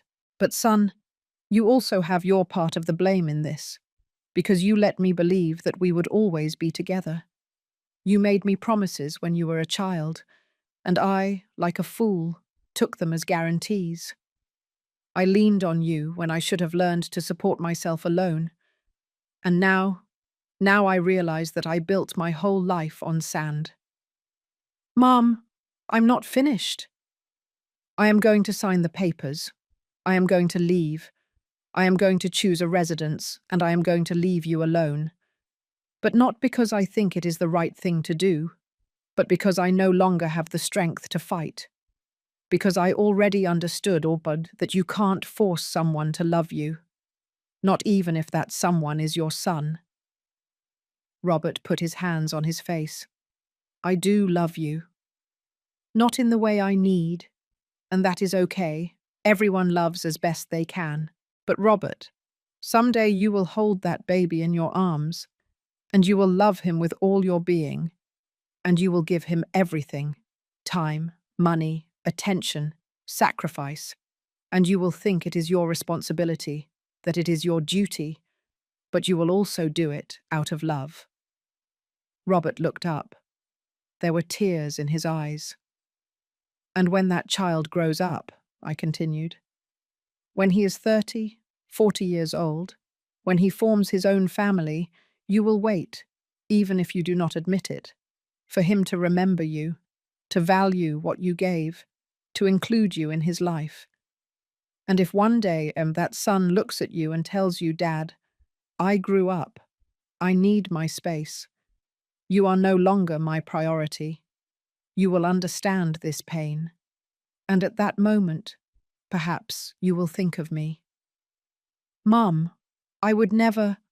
Yes, you will, because that is life. What you do today will be done to you tomorrow. And when that day comes, I hope your son is more compassionate with you than you were with me. I stood up. Tomorrow I will sign the papers. Tell your lawyer to prepare everything. I am going to choose Golden Villa. It seems the least depressing place of the three. Mum, wait. No, there is nothing more to say. This conversation is over. And in a way, our relationship is too. I walked toward the stairs. Robert got up from the armchair. Does that mean you won't want to see your grandson? I stopped on the first step. I did not turn around. I will love him. Of course I will love him. But I am not going to repeat the same mistakes with you. I am not going to love with need. I am not going to build my life around a child who will one day grow up and forget me. I will love him with freedom, without expectations, without demands, without debts. That sounds very cold. No, it sounds wise. It is what I should have done with you from the beginning. I went up the stairs slowly. With each step, I felt like I was leaving behind something heavy, something I had carried for 38 years. When I reached my room, I closed the door and sat on the bed. I did not cry, because crying is for unexpected losses. And this I saw coming for months. I just refused to accept it until now. The next day, Mr. Montes, the attorney, arrived with the documents. I read them, all of them, every clause, every fine print. I signed. Eleanor Stevens voluntarily agrees to enter the assisted living residence Golden Villa. Eleanor Stevens acknowledges that she needs support for activities of daily living. Eleanor Stevens waives any legal claim to the property located in... I signed. And I signed. And I signed. My name over dotted lines. My dignity turned into blue ink. When I finished, the attorney put the papers in his briefcase. I regret that it came to this, ma'am. You don't regret it. You are going to be paid very well for this. The man had the decency not to respond. Chloe was present during the entire signing. When the attorney left, she looked at me with something that almost seemed like respect. You made the right decision. No, I made the only possible decision, which is different. Be that as it may, the move will be on Saturday the 28th. You can take what fits in your room at Golden Villa. The rest will be donated. Donate? My things? You won't need them anymore. And here they are, just taking up space. Photographs, books, the clothes Richard gave me, the letters my mother wrote to me, the drawings Robert made as a child, everything. And you are going to throw it all away? I want to keep some things. In boxes. In the basement. The basement is going to be renovated too. It is going to be a playroom. Then in the garage. Chloe sighed. 2 boxes. Only 2. The rest is going. 2 boxes to contain 65 years of life. Agreed. I spent the next few days packing, choosing which memories deserved to survive. Richard's photographs, Robert's baby pictures, my Bible, some books, the blanket my grandmother knitted, my mother's rosary. Everything else was left in black trash bags, piled up next to my bedroom door. Saturday, June 28th, arrived faster than I expected. 2 men from a moving company came up for my things, 1 suitcase, 2 boxes. That was all that was left of me. I went down the stairs for the last time. Robert was at the door of his study. He looked at me. I looked at him. We did not say anything, because there were no words left. Chloe was in the kitchen, drinking green juice. She did not say goodbye. I walked out the front door, the same door I walked through 2 years ago, full of hope, thinking I finally had a home. The moving truck was waiting. I got in. The driver started the engine. I looked in the side mirror. I saw the house move away, the stone fountain, the willow tree, the windows shining under the afternoon sun. And the last thing I saw was Robert, standing in the doorframe, with his hands in his pockets, motionless, watching his mother disappear from his life, as if I had never been there. Golden Villa was exactly what the brochures promised. Clean, tidy, with well-kept gardens and kind staff who smiled too much. But no amount of flowers or brightly painted walls could hide what it really was, a place where people went to wait for death. My room was small, a single bed, a closet, a desk, a chair, a window that faced the parking lot. None of the balcony with a view of the yard I had before, none of the high ceilings, none of the space. But it was mine. In a twisted way, it was mine. The first week I did not leave my room except for the mandatory meals. I sat alone at a dining room table, ate without tasting anything, and went back to lock myself in. The other residents tried to talk to me. Mrs. Lopez, a woman of 72 with diabetes and arthritis. Mr. Peterson, an 80-year-old widower with Parkinson's. Mrs. Rodriguez, who had Alzheimer's, and every day thought she was in a different time of her life. All kind, all alone, all abandoned by families who no longer knew what to do with them. One afternoon, Mrs. Lopez sat across from me during lunch. "You are new, right?" "Yes." "How long have you been here?" "A week?" "Ah, you are still in shock then." I looked up, surprised by her frankness. "Shock?" "Yes, we all go through it. The first few days you think it is temporary, that your family will come to their senses, that they will come for you. But later you accept that this is permanent." "How long have you been here?" 3 years. "And does your family visit you?" Mrs. Lopez smiled sadly. "My son came twice the first month, then once every 3 months. Last year he came on Christmas. He has not come yet this year. He says he is very busy." "I am sorry." "Don't be sorry, that is how things are. Children grow up. They make their own lives. And you are left behind, like old furniture." Her words resonated with me because they were exactly what I had lived. "And how do you bear it?" At first I could not bear it. I cried every night. I refused to eat. I wanted to die. But later I understood something important. What? That they are not going to change. That you can spend the rest of your life waiting for love that is not going to come. Or you can let go, and find peace elsewhere. And did you succeed? Find peace? Mrs. Lopez looked at me with wise, tired eyes. "Some days, yes. Some days, no. But it does not hurt like it used to. And that is already something." That conversation kept turning over in my head for days. Was that what awaited me? Years of waiting for visits that would not come. Years of pretending that the abandonment did not hurt. One night, 2 weeks after my arrival, I could not sleep. I got up and walked through the hallways of the residence. Everything was silent. I could only hear the snoring of some residents, the hum of the air conditioning, my steps against the linoleum. I reached the small chapel that was on the first floor. I went in. The wooden pews were empty. A crucifix hung on the wall. 2 lit candles barely illuminated the space. I sat in the first pew, and for the first time in weeks, I did not think about my pain. I thought about my life, about the entire path traveled. What had I done with my 65 years?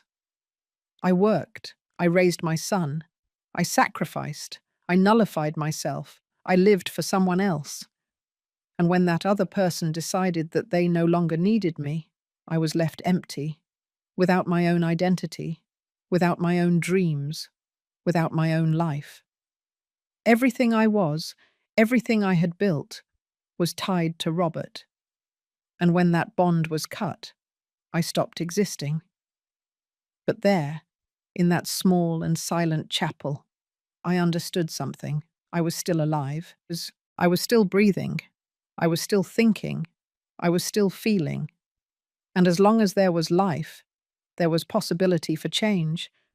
Not to get Robert back, that was already lost, but to get myself back. The Eleanor who existed before being a mother, before being a widow, before being a nuisance. Who was that Eleanor?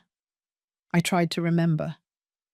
I went back in my memory, before marriage, before Richard, when I was 20 years old and studying to be a secretary.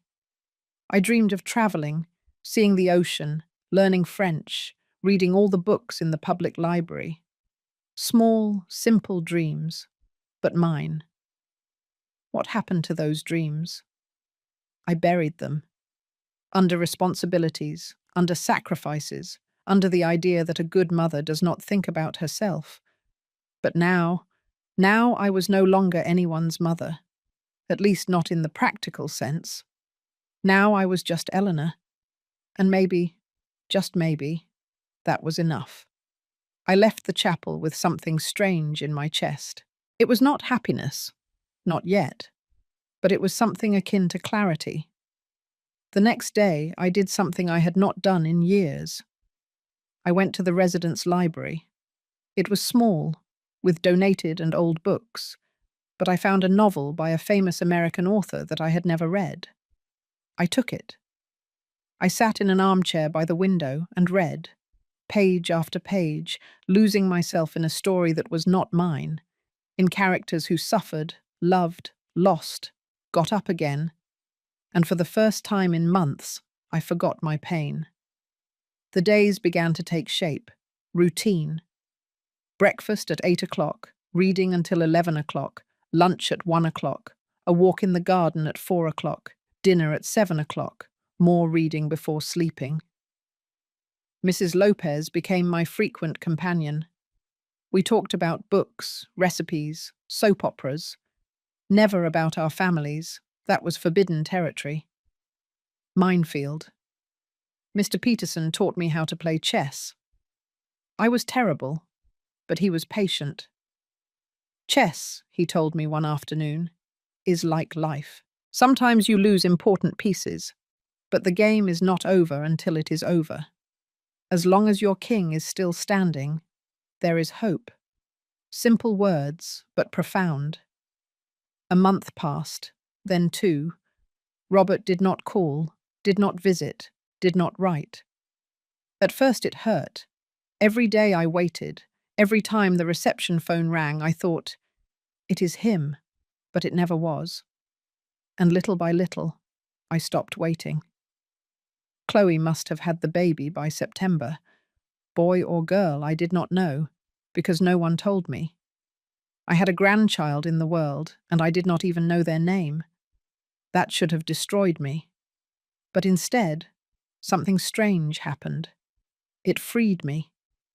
Because as long as I had hope that they would include me, I lived tied up, waiting, suffering, emotionally dependent on crumbs of attention. But when that hope died completely, when I accepted that I was never going to receive what I expected, I was free. Free of expectations, free of need, free of that suffocating love that Robert mentioned. In October, 3 months after my arrival at Golden Villa, something happened that would change everything. I was in my room, reading, when I heard agitated voices in the hallway. I need to see my mother. I demand to see her. I recognized that voice immediately. Robert. I froze. The book fell from my hands. Sir, please calm down. I am going to check if Mrs. Stevens wants to receive visitors. She is my mother. She does not need to authorize anything. Quick footsteps. They knocked on my door. It was Rosa, one of the nurses. Mrs. Stevens, your son is here. He says he needs to speak with you. Do you want me to let him in? My heart was pounding. Part of me wanted to run and hug him. The old part. The part that was still the needy mother. But there was another part. The new one. The one who had learned to let go. Tell him to come in. Rosa nodded and left. Seconds later, Robert walked in. He looked terrible. Deep circles under his eyes, several days' unshaven beard, wrinkled suit. Nothing like the impeccable man I knew. Mum. I remained seated in my chair by the window. I did not get up. I did not run to hug him. Robert. Mum, I need to talk to you. It is urgent. Talk. He ran his hands through his hair. He was nervous, desperate. Everything got out of control. What thing? Chloe, the baby, the house, everything. I stayed silent, waiting. She lost the baby at 12 weeks. It was devastating. I felt a pang of pain, not for Chloe, for that life that did not come to be. I am so sorry. After the miscarriage, everything changed. Chloe became different, obsessive, paranoid. She says it was my fault, that the stress of everything that happened with you caused the loss. And what do you think? I don't know. The doctors said it was natural, but she doesn't accept it. She blames me. She blames you. She blames everyone. Robert, why are you here? Because I need your help. The answer took my breath away. My help? After everything that happened. I know I have no right. I know I was terrible to you. But Mum, I am lost. I don't know what to do. Chloe wants a divorce. She says she no longer loves me, that she was only with me for money and status. And now she wants half of everything. The house, the business, everything. I should have felt satisfaction, poetic justice. I told you so. But I did not feel any of that. I only felt sadness. And what do you expect me to do? I don't know. Guide me. Tell me what to do. You always knew what to do. No, Robert. I did not always know what to do. I just did the best I could with what I had. I made mistakes, many. And one of those mistakes was making you believe that I had all the answers. Mum, please. No, listen to me. You made decisions. You chose Chloe. You chose to take me out of your life. You chose to build a future that did not include me, and those decisions have consequences, good ones and bad ones. Now it is your turn to live with them. So you are not going to help me? I did not say that, but I am not going to solve it for you either. I am no longer your savior. I am no longer your safety net. You are an adult man, with resources, with an education. You will find a way to get ahead, like I did when I was widowed with a small child. Robert collapsed onto my bed. He put his face in his hands. I ruined everything. Yes, you did. How do I live with that? Like everyone else, one day at a time, accepting, learning, growing. He looked up. His eyes were red. I miss you, Mum. Those 3 words, the ones I waited to hear for months. But now, at this moment, they did not provoke what I expected. I did not feel relief. I did not feel victory. I did not feel that I had finally won. I only felt calm. I miss you too, son, but not the Robert you were to me in those last few months. I miss the boy you were, the young man you were. Before success, money, and Chloe changed who you were. Can I get that back? Can I be that person again? I don't know. That is a question only you can answer. We remained in silence for several minutes. Finally, Robert stood up. "Can I come to visit you? From time to time?" I thought about it. I really thought about it. The old Eleanor would have said yes immediately. She would have taken any opportunity to be near her son. But the new Eleanor, the one who was learning to live without need, knew she had to set boundaries. "You can, but with one condition." "Which one?" "That you don't come to dump your problems. That you don't come looking for me to solve your life. If you come, let it be because you really want to see me. Me, your mother, not your counselor, not your savior, just me." Robert nodded slowly. "I understand. And one more thing. Don't tell me about Chloe. Don't include me in her drama. I paid a very high price for your marriage. I am not going to keep paying." "Agreed." He approached. For a moment I thought he was going to hug me, but he just placed his hand on my shoulder. "Thank you, Mum." "Don't thank me. Just learn. From all of this. From what you lost. From what you did. So that when you have another child, if you have one, you don't repeat the same mistakes." "I will try." He turned around and walked toward the door. Before leaving, he turned back. "You know, you're right. I am going to have to learn to live with the consequences. And one of those consequences is living knowing that I hurt the person who loved me the most in this world. Not the one who loved you the most, the one who sacrificed the most for you, which is different. True love does not demand sacrifice. It just gives, freely." Robert left, and I was left alone in my small room at Golden Villa.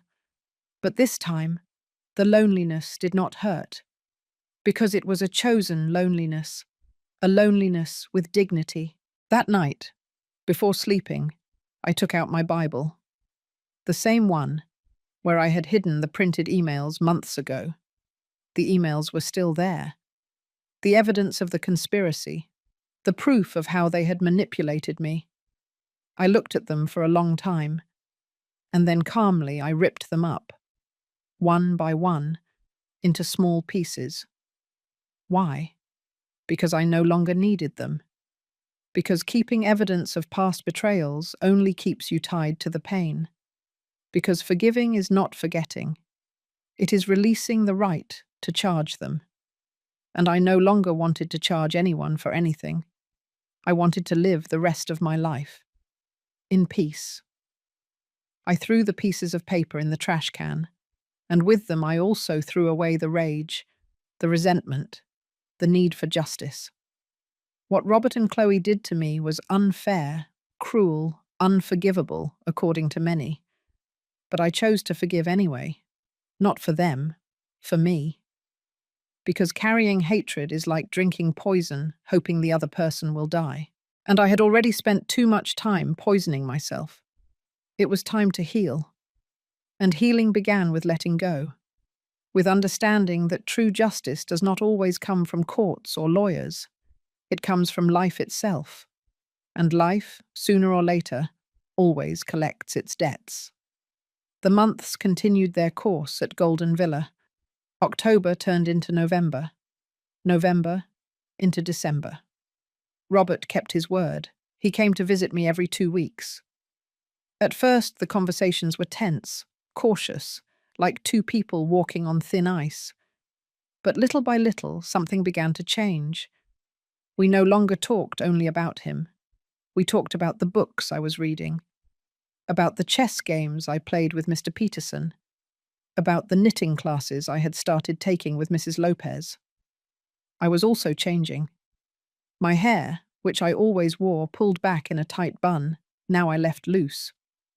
I had bought new glasses with my pension savings. Modern glasses with wine-coloured frames. One December afternoon, Robert arrived with a box.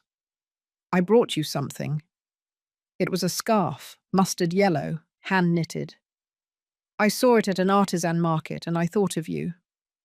It was not a big deal, but it was a gift. The first in years he gave me that was not Christmas or my birthday. Thank you, son.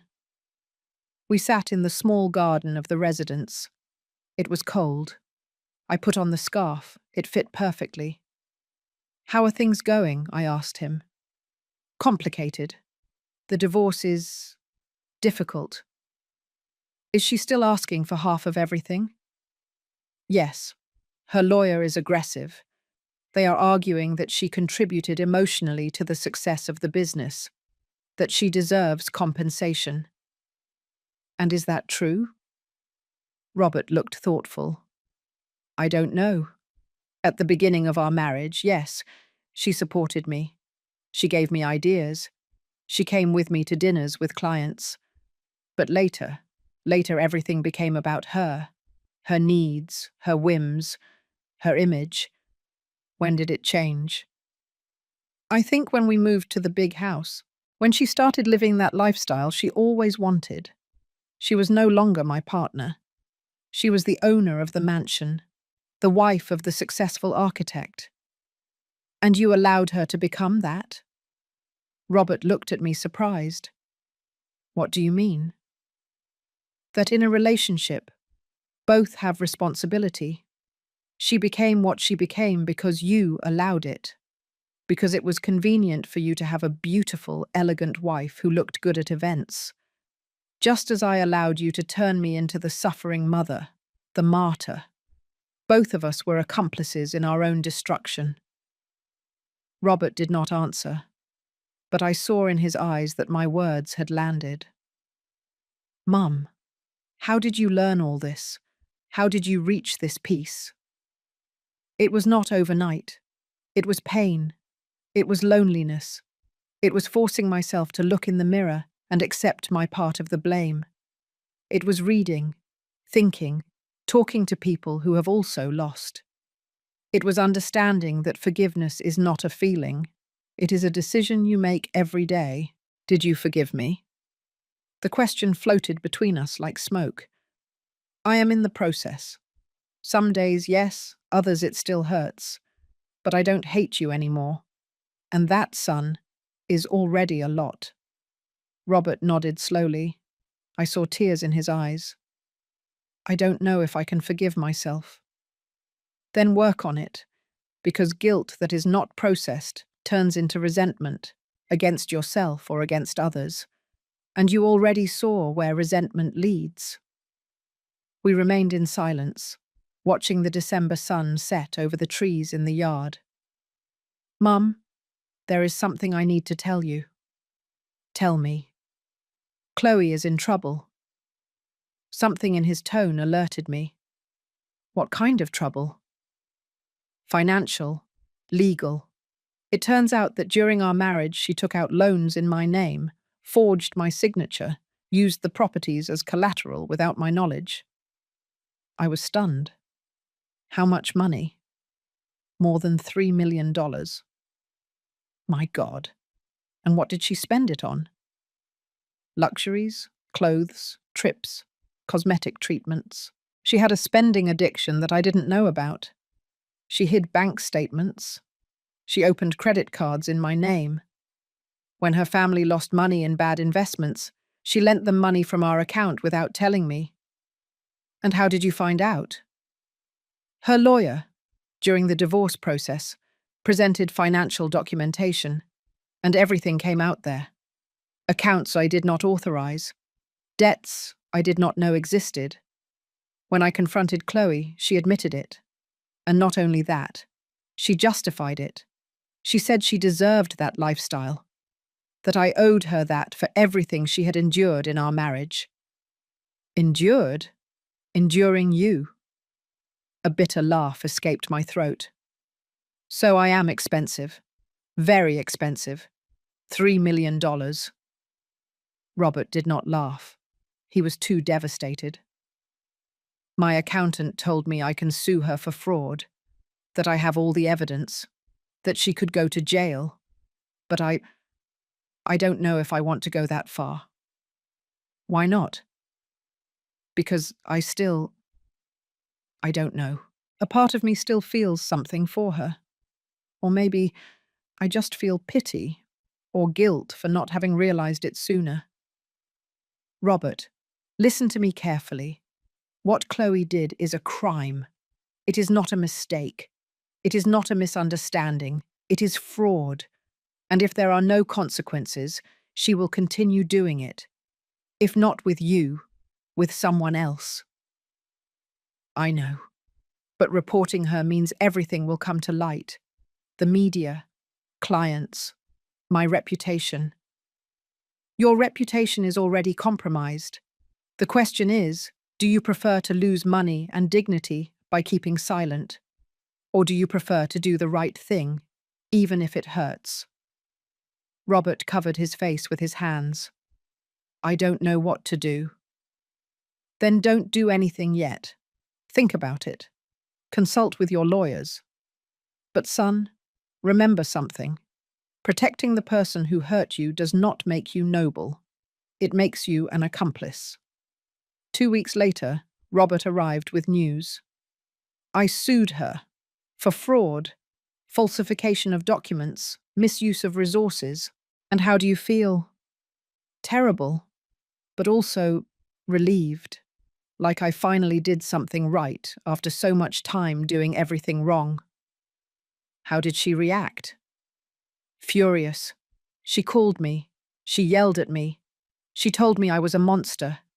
That how could I do that to her after everything we had been through together?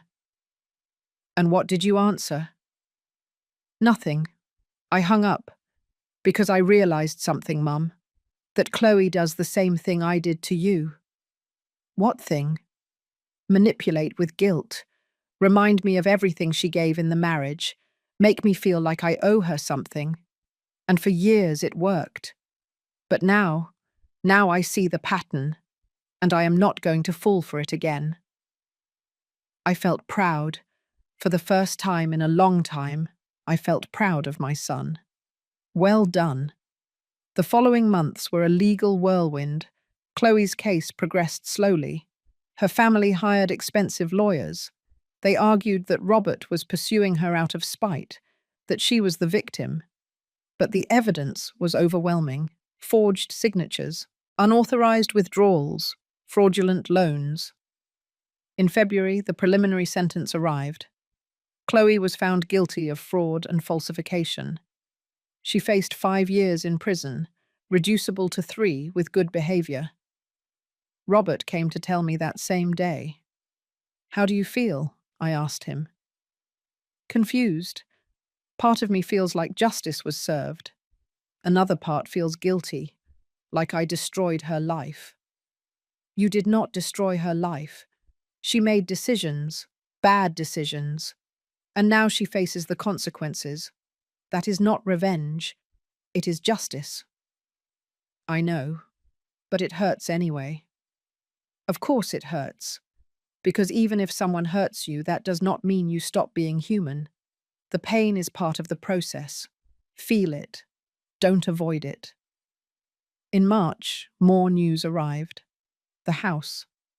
The house Robert built for me. The house they took from me. It turned out that Chloe had mortgaged it 3 times, without Robert's knowledge, using falsified documents. The banks were demanding immediate payment. Robert did not have that amount of cash. His business was doing well, but not that well. The only option was to sell the house. When he told me, I expected to feel satisfaction, poetic justice. The house they took from me is now being taken from them. But I did not feel that. I felt sadness, because that house represented a dream that rotted, that was contaminated, but that was once beautiful. I am sorry, son. Me too. I built that house thinking it would be our home forever. Yours, mine, my family's.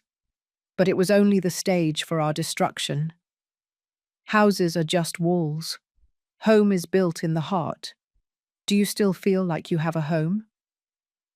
I looked around my small room at Golden Villa. The bare walls, the simple furniture, the window that faced the parking lot. Yes, Here, in this small room, because here I found peace. And peace, son, is the only home that truly matters. The house was sold in April, at a much lower price than it was worth, because the sale was urgent. Robert managed to pay the debts. He was left with some money, but not much. He had to move to a small apartment in a less luxurious area. His business survived, but he had to reduce staff, close the big office, work from home. One day he told me, "I lost everything, Mum. The house, the money, the reputation, the friends who were only around for convenience. Everything." "Not everything. You still have yourself, and you have me, if you want me." "Of course I want you." "Then you did not lose everything." In May, while we were sitting in the garden of the residence, Robert told me something else. Chloe tried to commit suicide in jail. My heart stopped. What? She took pills. They found her in time. She is in the psychiatric hospital now. How are you with that? I don't know. I feel pity. I feel guilt. I feel everything and nothing at the same time. Did you go to see her? Yes. She didn't recognize me. Or she pretended not to recognize me. She is very ill, Mom. Very lost. Robert, this is important. None of what Chloe is living is your fault. She made decisions for years, decisions to lie, steal, manipulate, and when those decisions finally had consequences, her mind could not handle it. But that does not mean you caused her collapse. She destroyed herself. I know that rationally, but emotionally? Emotionally, you are going to carry this for a while, and that is okay. But don't let that guilt paralyze you, because if I have learned anything, it is this. Life presents you with the consequences of your actions, not to punish you, but to teach you. We remained in silence. After a while, Robert spoke again. Do you know what the most ironic thing is? That all of this could have been avoided. If I had listened to you from the beginning, if I had seen what Chloe really was, if I had valued what I had before losing it. But you didn't. And you can't live in the what-ifs. You can only live in the now. And in the now, you have the opportunity to be better, to learn, not to repeat mistakes. Do you think I can ever have a family again? Be happy? Yes, but first you have to heal. You have to work on yourself, on your patterns, on your wounds. You can't build something healthy on rotten foundations. How do I do that? Therapy, time, honesty with yourself, and forgiveness toward Chloe, toward me, toward yourself. Robert looked at me with eyes full of pain. How do you forgive someone who almost destroyed you? By understanding that that person is also destroyed, that hurt people hurt, that no one is completely evil, just deeply broken, and that forgiveness is not saying what you did is okay, it is saying what you did was wrong, but I am no longer going to carry the burden of hating you. Have you forgiven me completely? I thought about his question. Honestly, almost. Some days, yes, others it still hurts. But every day I get closer, and that, son, is the best I can give you. In June, exactly 1 year after I moved to Golden Villa, Robert arrived with something under his arm. I have something for you. It was a photo album, but not just any album. It was a new one, with photos I had not seen. Photos of Robert as a baby that I thought were lost. Photos of Richard Young. Photos of our little New Jersey house. Where did you get this? From the basement of the house. Before selling it, I checked every box. I found this among the things Chloe had thrown away. I rescued them because I realized that throwing away the past does not solve anything. It just leaves you empty. I opened the album with trembling hands. There was Richard, my husband, smiling at our wedding. There was Robert, at 3 years old, covered in mud after playing in the yard. There was I, young, with black hair and bright eyes. Tears ran down my cheeks. Thank you, son. Thank you. No, thank you. For not giving up on me. For continuing to love me, even when I did not deserve it. We hugged, and in that embrace I felt something I had not felt in more than a year. Hope. Not the silly hope that everything would go back to how it was before, but the real hope that we could build something new, something different, something more honest. That night, alone in my room, I looked at the photographs one by one and understood something profound. Justice does not always come as you expect. It is not always fast. It is not always obvious. But it comes. Chloe lost her freedom, her mental health, her reputation. Robert lost his house, his money, his marriage. I lost my home, my illusion, my role as a needy mother. But in those losses, we also gained something.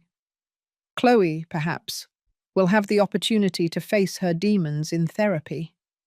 Robert learned that material success is worth nothing without integrity. And I learned that my worth does not depend on how much others need me. Life always collects its debts, not with revenge, with lessons.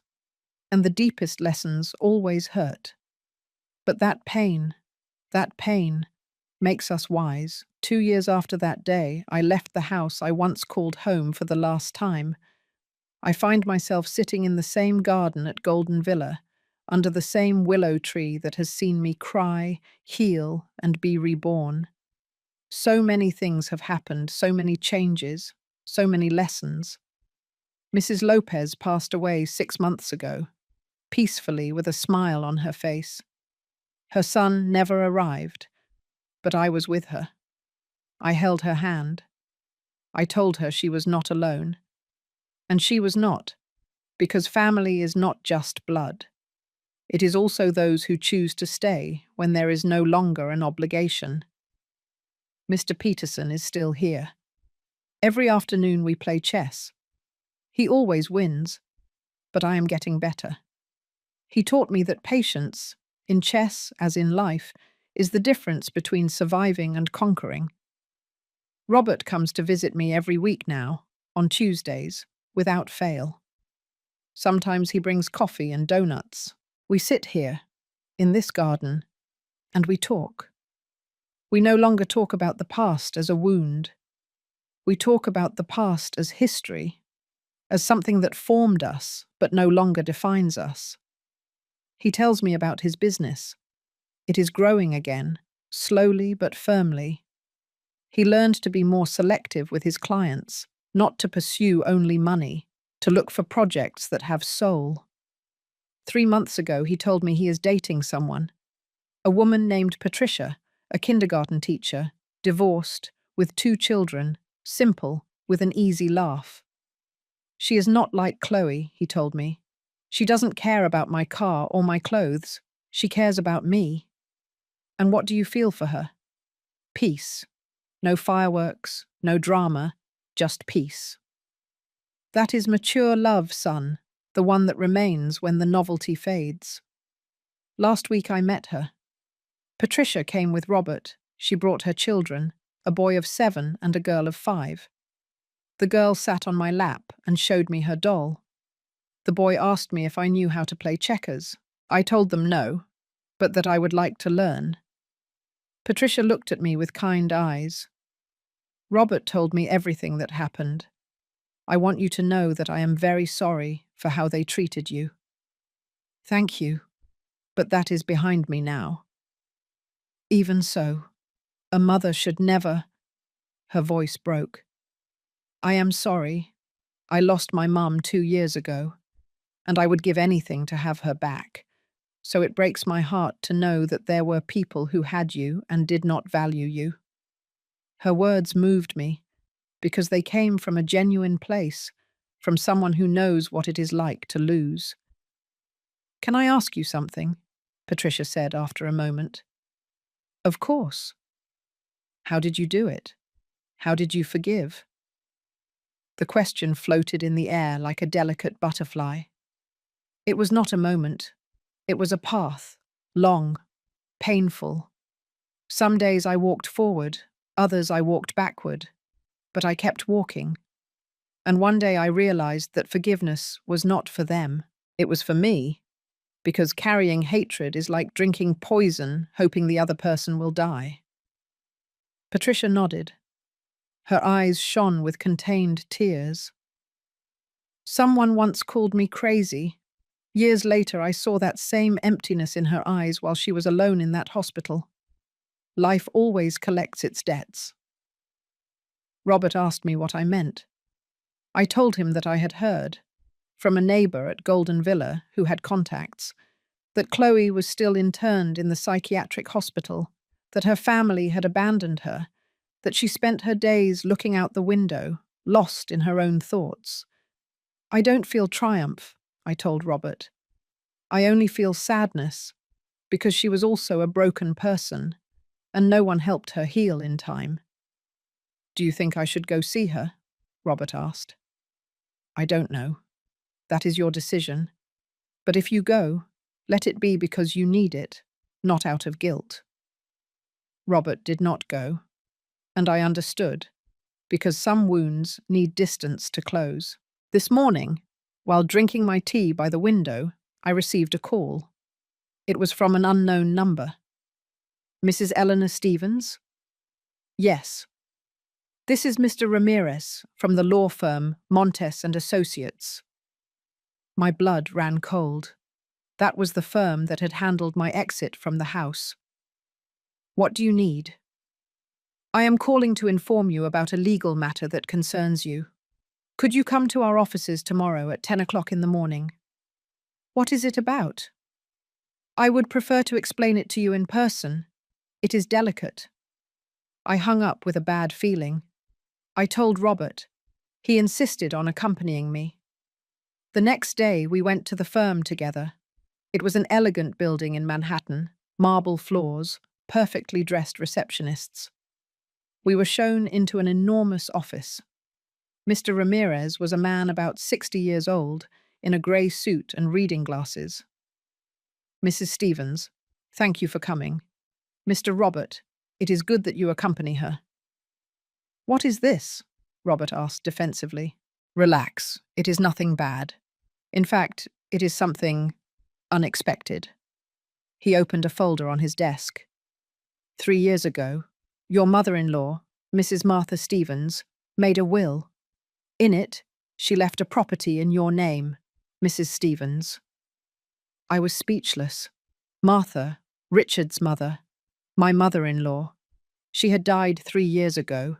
We were never close, but not enemies either. What property?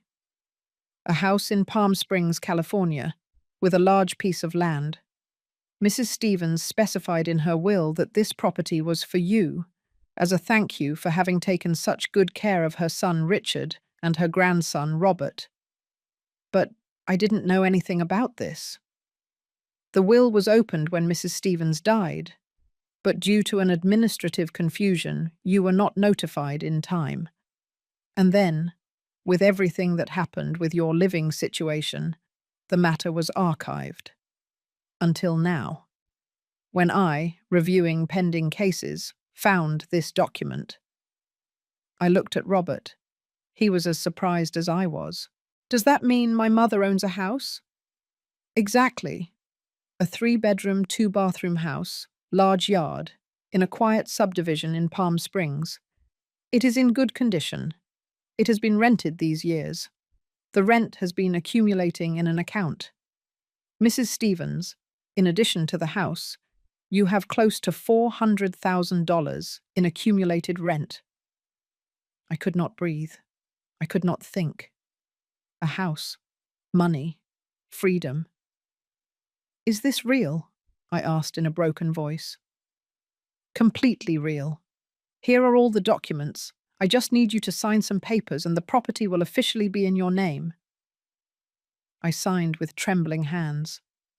The attorney handed me the deeds, the keys, the bank statements.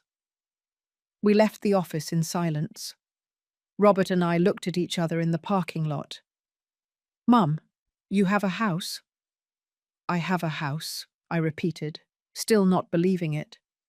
"What are you going to do?" "I don't know." "Do you want us to go see it?" That same afternoon, we drove to Palm Springs, an hour and a half in the car. Robert drove. I looked out the window, watching the city turn into mountains, trees, cleaner air. The house was on a quiet street, painted terracotta, wooden door, windows with artistic grates. I opened the door with the keys they gave me. We walked in. The house smelled a little of sawdust, but it was clean.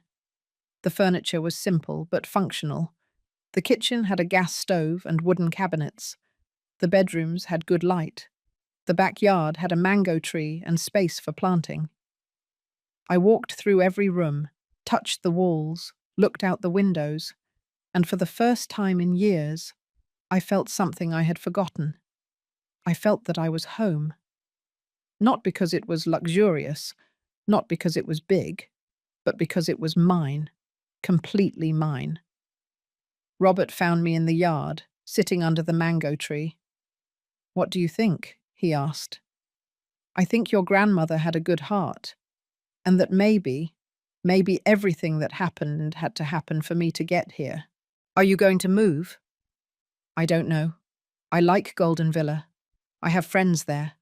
Routine. Peace. But this is yours. You could live here." "With total freedom. Freedom is not in the walls, son. It is in the heart. But yes, I think I would like to spend periods here. Have my own space. Invite Mr. Peterson to play chess under this tree. Invite you and Patricia with the children on weekends." "Really, Phil? Of course. This house is big. There is space for everyone, but with boundaries, with respect, with love that does not suffocate." Robert sat next to me. "Mum, are you happy?" The question surprised me, because it had been so long since anyone had asked me that, not even myself. Yes, not in the way I imagined, not with the perfect family I dreamed of, but yes, I am happy with what I have, with who I am, with what I learned. What did you learn? That true love lets go, that forgiveness frees you, that losses can be gifts in disguise, that it is never too late to start over, that a person's worth is not in how much they give, but in who they are, and that sometimes life takes everything away to teach you that the only thing you really need is yourself. Robert hugged me, a long, tight, honest hug. "I love you, Mum, and I am so sorry for everything I put you through."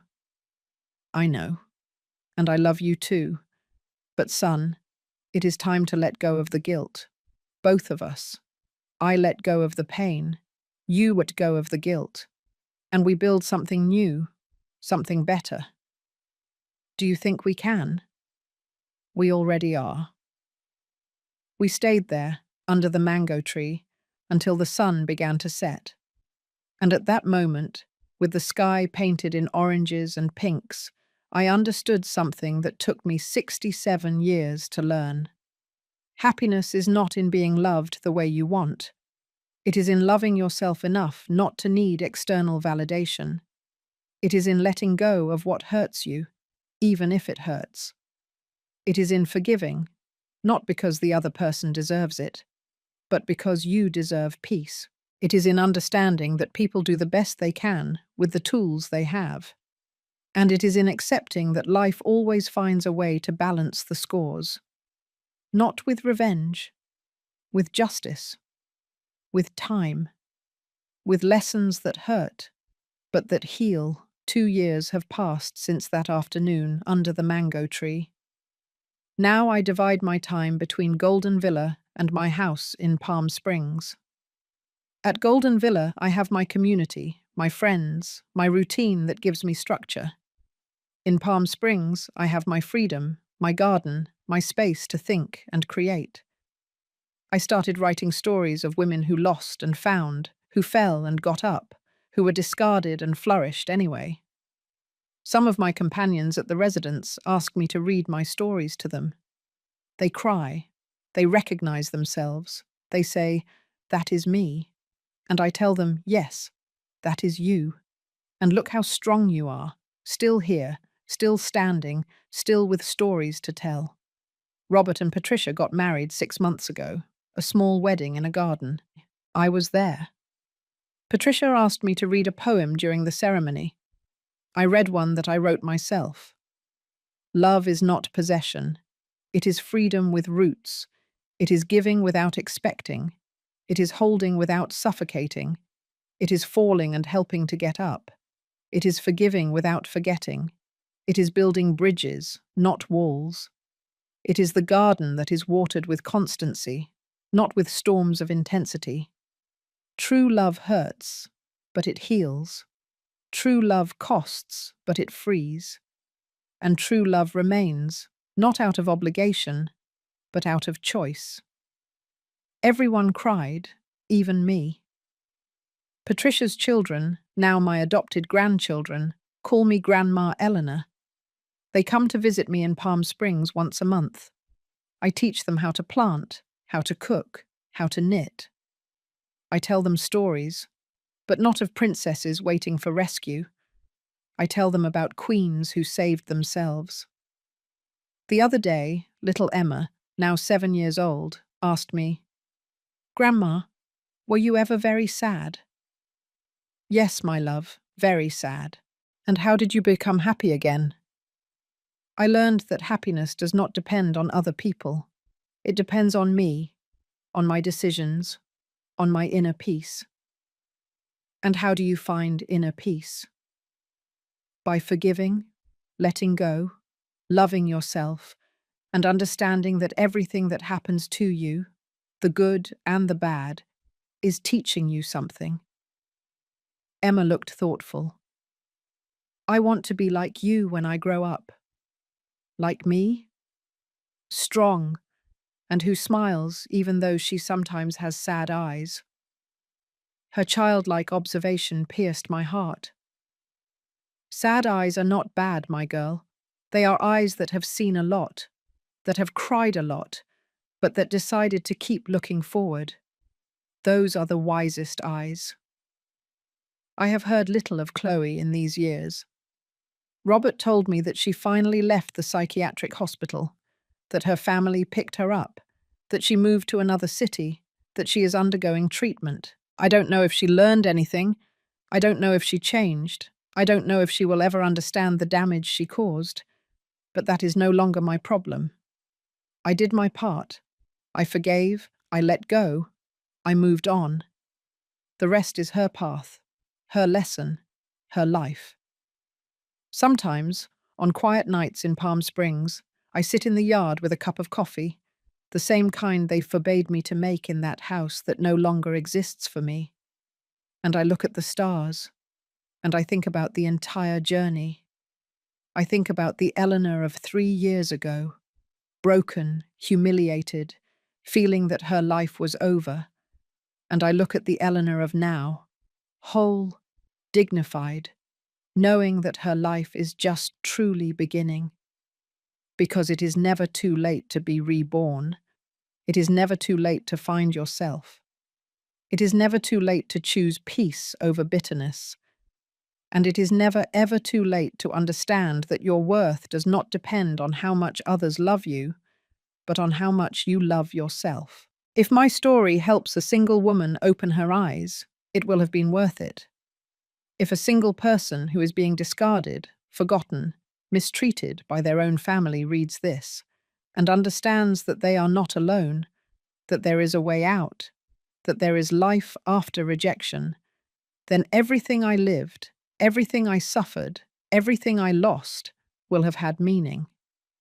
Because pain that is not transformed into wisdom is wasted pain, and I decided not to waste a single tear. Every one of them watered the garden where I now flourish. My name is Eleanor Stevens. I am 67 years old, and this is my story. A story of loss, betrayal, pain, but also of rebirth, forgiveness, silent strength. A story that, I hope, helps you understand something fundamental. That when life takes everything from you, when you think there is nothing left, when the whole world turns its back on you, you still have yourself. And you, my dear friend who hears this, you are enough. You always have been. You just had to lose everything to discover it. May God bless you. May you find your peace. May you learn to let go of what hurts you. And may you never, ever forget your worth. Because you are invaluable, even if no one else sees it. Especially if no one else sees it. Until the next story. Until the next life lesson.